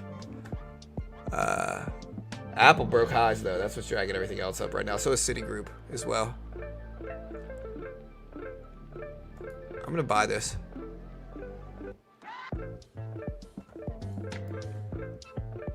So we're long. All right, so now we just made about 90 bucks, 100 bucks scalping it. Apple still rising. Citigroup churning up too. Looks good. Tesla moving back up some as well here. Amazon bouncing back some up too. I'm surprised the market's fallen as much as it is. I'm gonna buy this again. We got a cushion, but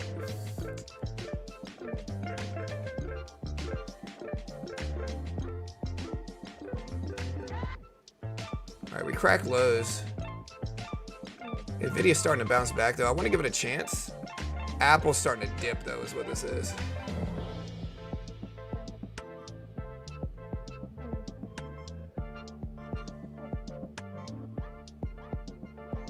Oof. Get out. No. Get out of there. All right, we're going to go to cut it. So now we're down like 250 on the day. It could be a lot worse, honestly. For a minute, it was turning really deep against me, and so it's all good. Big candle, though. Apple just turned it all back in like one candle is what this was. So, again, it is what it is. It happens. It's unfortunate, but it is what it is.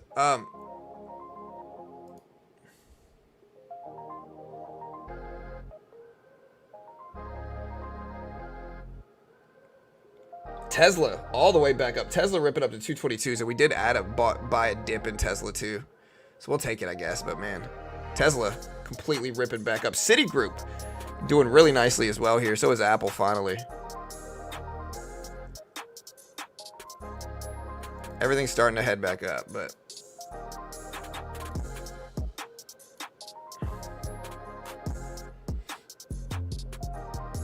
whole market's starting to turn back up. We'll wait now, though. I think we have to chill and wait.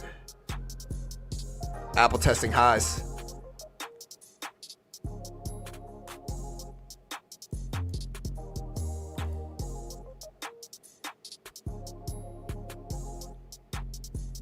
Amazon breaking down. Look at Nvidia bounce up though. See, it looks so strong right now.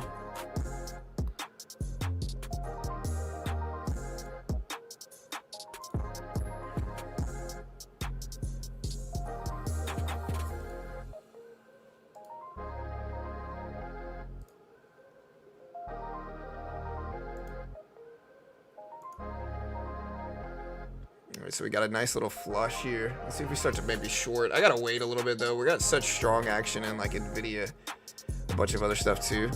It's just way too risky for me.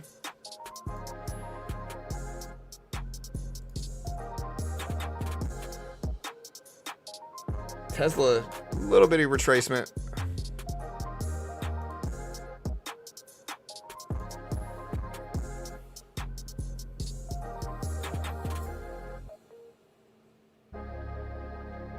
Man, Citigroup though. Amazon cracked lows is what this was. So like Amazon broke down. Tesla though, dragging the market up some for us.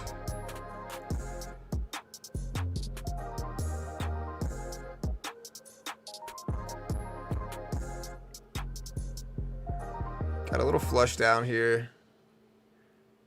SPY still at 478s though. Tesla was kind of saving the market right now. I gotta wait until things. Apple is so choppy at the open. Tesla's not though, but Apple is, that I gotta just kind of sit. We're getting such choppy action. Amazon cracking lows though, so that looks good, but.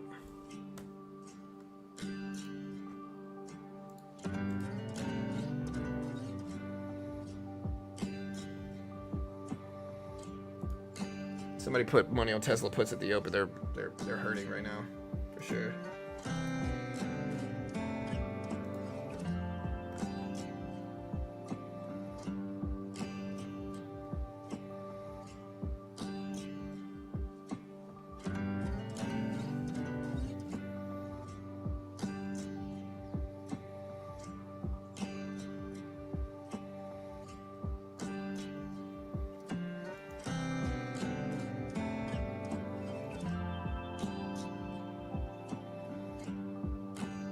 Hertz powers. Nvidia will turn green. Yeah, I'm looking at Nvidia. Nvidia is almost green on the day. It's trying. Tesla started to dip down. So is Apple, though. Is the problem with Nvidia. And now Nvidia is a strong stock, though. So like Nvidia's got a lot of weight. Testing green levels now, though. Tesla started to dip, though. Amazon's moving back up.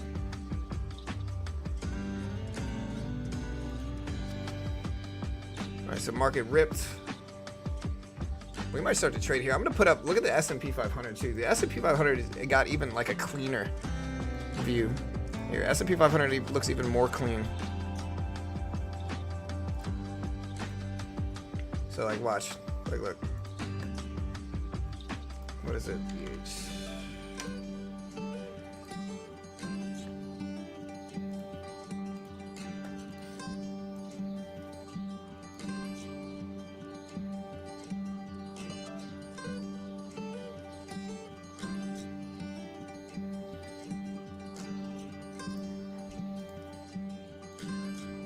So like,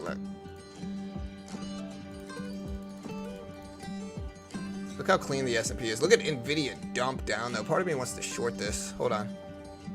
I'm gonna short this. Look at Nvidia fall down fast.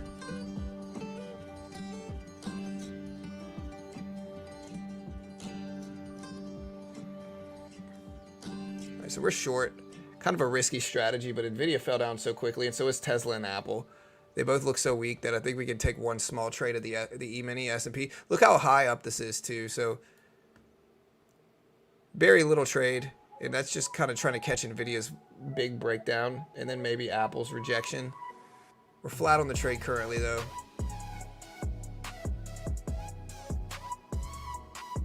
All right, if Nvidia starts to shoot up more, we're gonna have to cut it. We're only down 50 bucks on this one.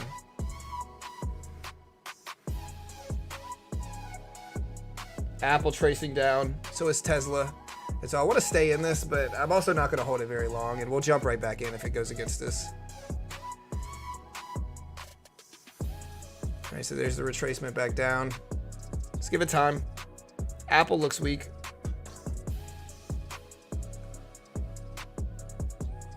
And we get closer to the top, we're gonna have to cut this. I don't want to get stuck in a high of the day move.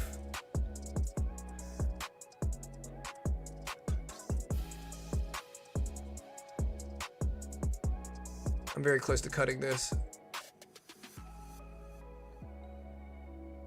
Yeah, I gotta cut it. I should have cut it maybe 10 seconds before that, but that's all right. Again, the reason I cut it is because NVIDIA is shooting up. Look at NVIDIA right here. So NVIDIA is shooting up. Same thing with Tesla. Same thing with Apple. Same thing with Amazon. It's just a hard day for trading for me personally. A lot of blue chips are flat right now. A lot of blue chips are flat, but the S&P 500 is just ripping up big. And so it's a Friday.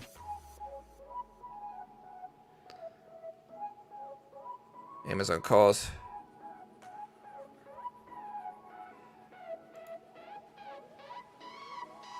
Did you really create another fake account?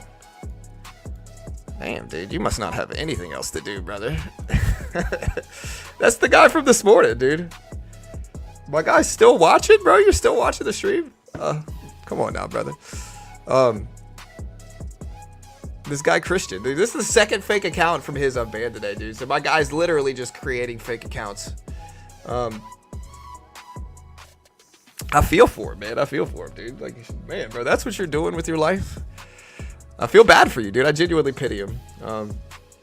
Me taking a playful little trade with 75, losing 75 or $100 on a day where I'm kind of just nervous to trade. You guys can see I haven't really been trading that much.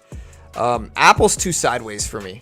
Apple's too sideways. The reason I was taking that short, just to explain it, is that NVIDIA got rejected at this previous closing line, right?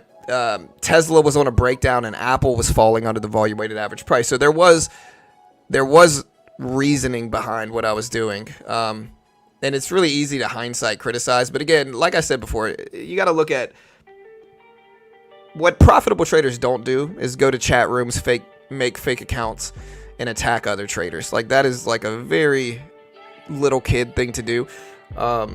The Dunning-Kruger effect in trading is very true, which is the people that act like they know the most, and that the people who criticize other traders the most typically know the least. And most of the time they're attacking other traders because they're so hurt by their own losses and their own trading that they need to. Misery loves company is the easiest way to put it psychologically. Amazon breaking highs here, team. Amazon breaking highs. Tesla at 222.60. So Tesla's starting to fall down, although it's still over the volume weighted average price. Apple, and again, if you want to see why I took that trade, which might work, it might have worked here. I just can't take the risk anymore on it. If you look at Apple has opened up and basically been sideways since.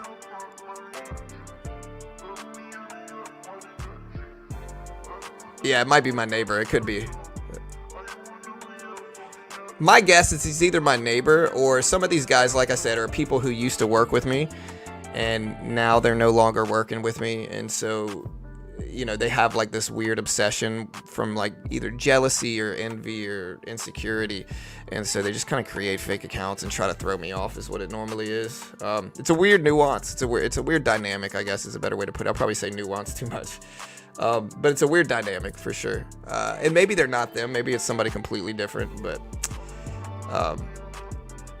you know, they must be, again, there's something more behind it. If you're creating fake accounts over and over again, a little off.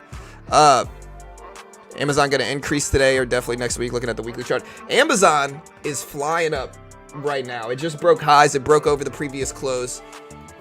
So like, look at Amazon right here. So here's Apple, which is the most heavily weighted stock. That's why I watch Apple.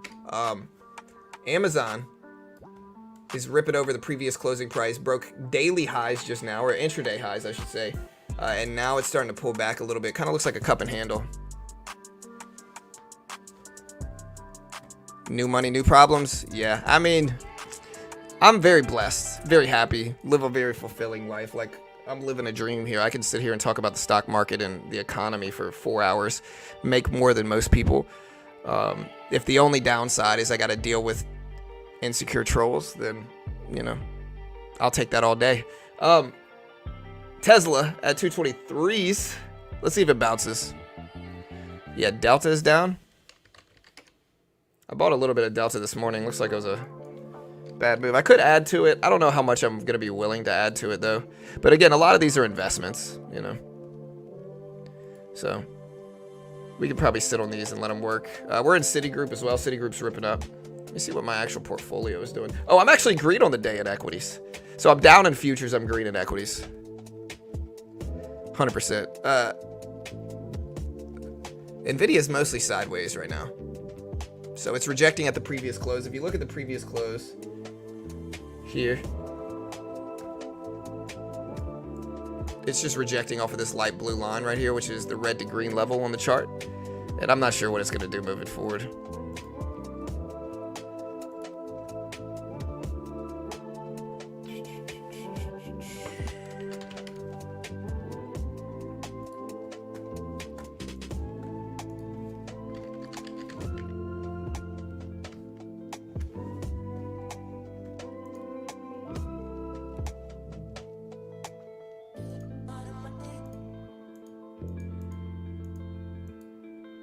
All right, team. We're just kind of sitting back quietly waiting for some better action here.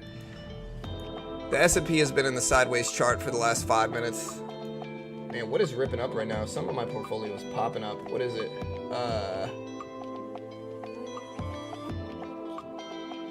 Man, why am I so green all of a sudden? Oh, it's Tesla. Shout out to Tesla. I'm in Tesla right now. I did add to Tesla. 217s is my entry. What do I want to do with it?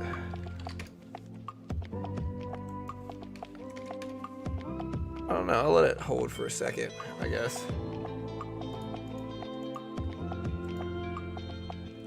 I locked it a little bit.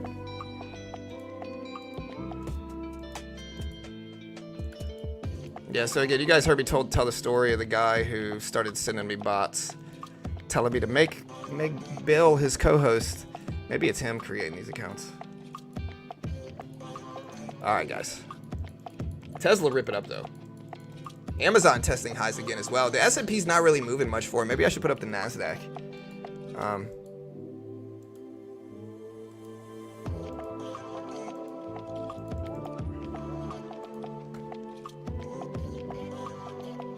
Did the SPY hit the all-time high today? Did I miss that? Let me see. No, SPY didn't hit all-time highs. All-time high is 479.90s. 478.40s is where the SPY is at, so it didn't hit all-time highs. Yeah, so all-time highs on the SPY are at 479. Basically, 480 is all-time highs. We're at 478.50, so we still got about $1.50 away from it. No, you're wrong, Fireworks. It hasn't hit it yet.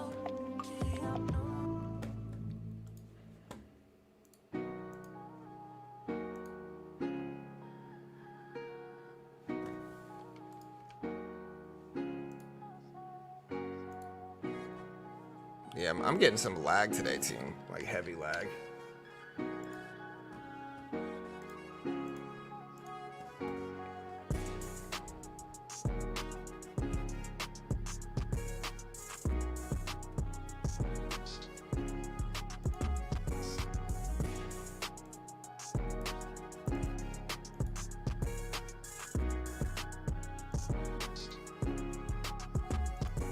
All right, so we're sideways on the S&P. Is the NASDAQ going any better? Citigroup breaking under lows.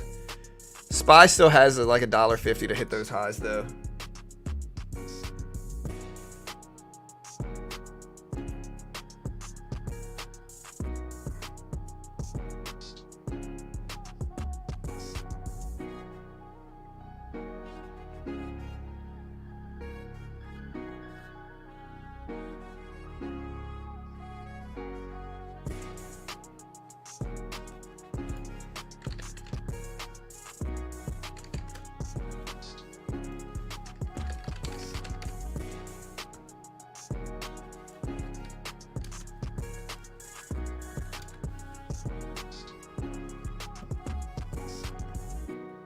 It's like trap Zelda music. Hey, that's my stuff then. It's the best of both worlds. Amazon rip it up, just broke daily highs again at 155.80s here, 155.80s. SPY still got a way to go. Not quite at all-time highs yet, but it's still got a ways. Man, why am I so green all of a sudden? Oh, Disney is why I'm green. I'm in Disney. Disney up to 90/70s. You love to see it. That's why. I didn't even notice. I'll take it.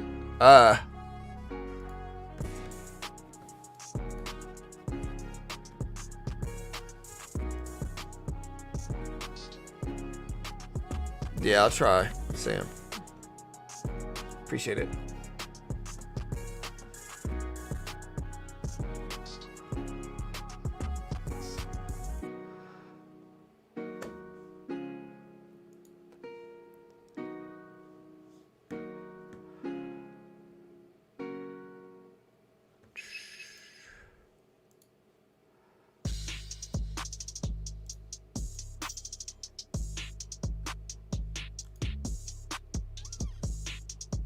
All right, so look at this big pullback. Maybe I should have stayed in that short.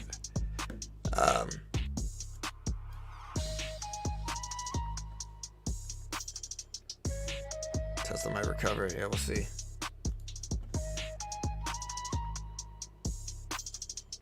The one I see on TOS, maybe it is fireworks. I'm not sure. The one I see on TOS is, which is usually very accurate data.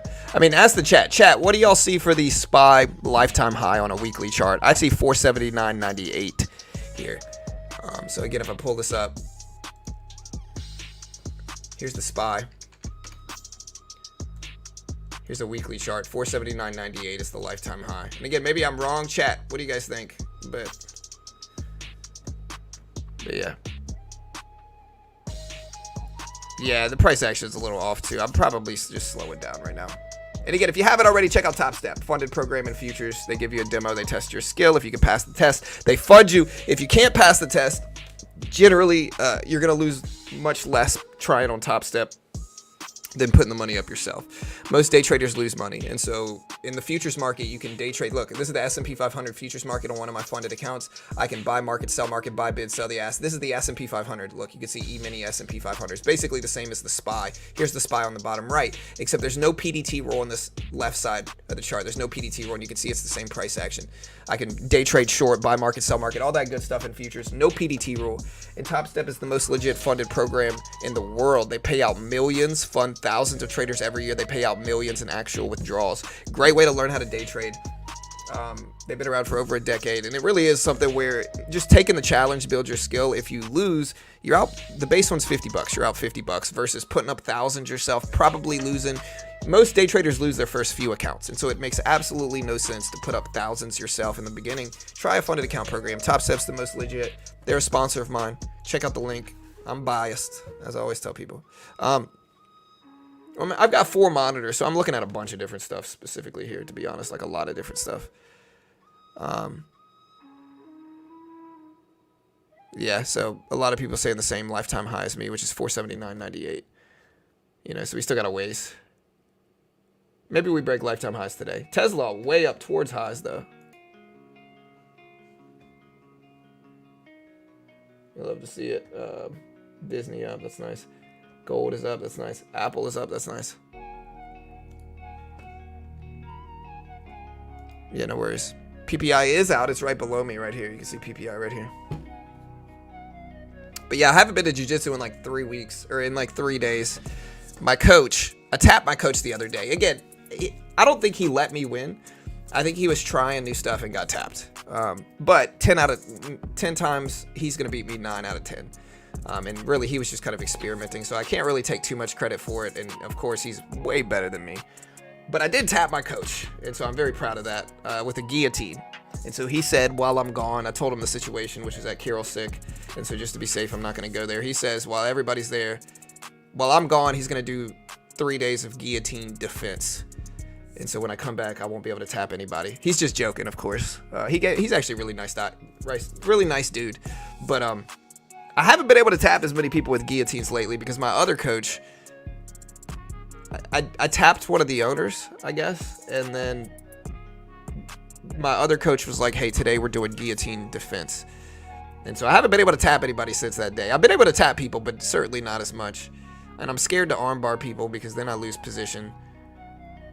What are some other good subs? I've been Kimuring and Americanaing people, but those are really easy to defend. Give me some other subs, jiu-jitsu people. We got any other jiu-jitsu people in here? I look at my YouTube chat like it's an encyclopedia. S&P 500 breaking down a little bit. Look at the SPY. So my short would have worked. Again, my short absolutely would have worked if whomever in the chat was acting like they were so smart and what was I thinking and all this stuff. It would have worked. Look at this big breakdown. I mean, I can't take the risk from it, and so I'm not mad I didn't take it, but it would have worked if I would have held on to it. Triangle chokes from guard. I landed a couple triangles from guard, but Darce, I can try to Darce people. It's just really hard to lock in. All right, so market is completely flat since the opening bell right now. You can see the SPY is exactly where it opened up this morning.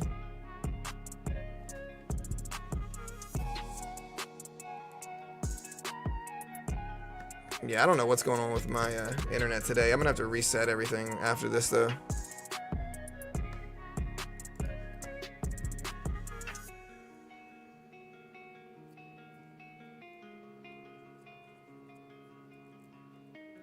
No, you can't tombstone people. You can't slam people at all. Like, I roll with this little guy. He's like a teenager. And he's really good at triangles, and he's basically one of those guys where when you start rolling, they basically just kind of lay down and start the roll that way. So it kind of cancels out my guillotine, because I usually guillotine people when I'm standing. But anyways, when I roll with him, I'm in constant defense because he's really good at triangles. And every single time he's locked up a triangle, instinctually, I accidentally like pick him up because he's a little dude, right? And so I pick him up and I want to slam him, but instead I'd get yelled at if I slammed him. And so I kind of just gently place him back down. I usually get out of it, but yeah. Point is, slamming people is bad form. You can't do it. You'll get kicked out of your gym if you do. Tesla just broke highs of the day up to 225. The previous closing price, or the level at which it closed yesterday, is at 227.22. So we're getting big pullbacks now in the SPY.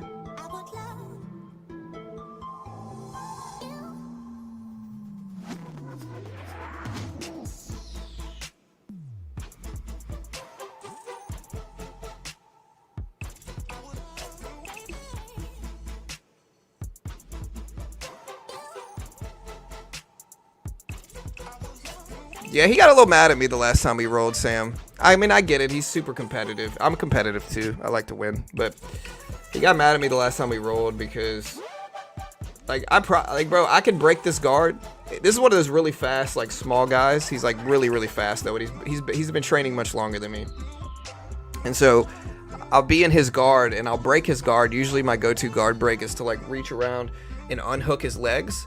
And then I try to pass, and he just follows me the whole time. Like, I can't pass his guard at all. It sucks. And so I'll put in all this work. I'll break his guard. I'll finally try to pass it. And then he just kind of follows me, and I can never pass his guard at all. He's too quick. But yeah, the last time we rolled, he got kind of mad because he wasn't able to tap me. The last time either one of us got a tap, he made a mistake, and I got him in a rear naked choke. And I feel like he's been trying to get me back since then, but he hasn't been able to. But really, I would say I'm probably losing most of the rounds against him when we roll because he's just really quick. All right, market's starting to turn down. We're in a downward trend. Where's the guy that was making fun of my shorts, saying, what was I thinking? You know? I'm sure crickets now. I should have stayed in it, though, but it's all good. It's Friday. I'm playing it pretty safe today, guys. Again, Carol's sick, and I've been having to take care of my kids. And so... oh, man. It's Friday. We ain't got no job. And the market doesn't give us ish to do today.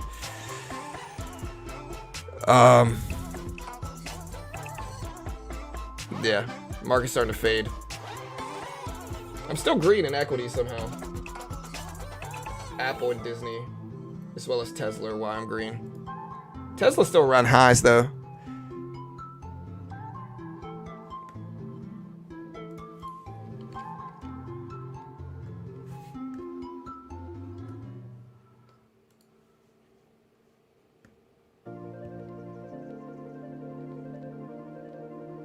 Yeah, I'm glad the market's not open Monday. I'm going to take a break. Enjoy it. Hope you guys stay safe.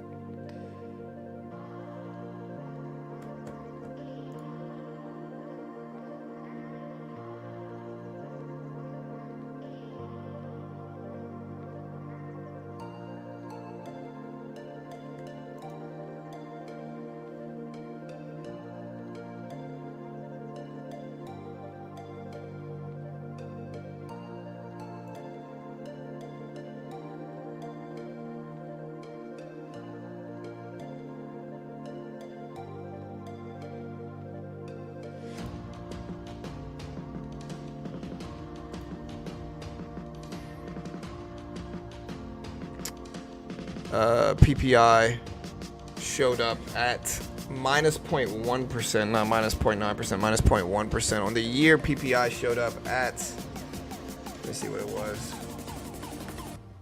Where'd it go? There it is. So yeah, on the year, PPI showed up at 1% year over year. Core PPI showed up at 0% and 1.8% year over year for core. Regular PPI showed up at minus 0.1%.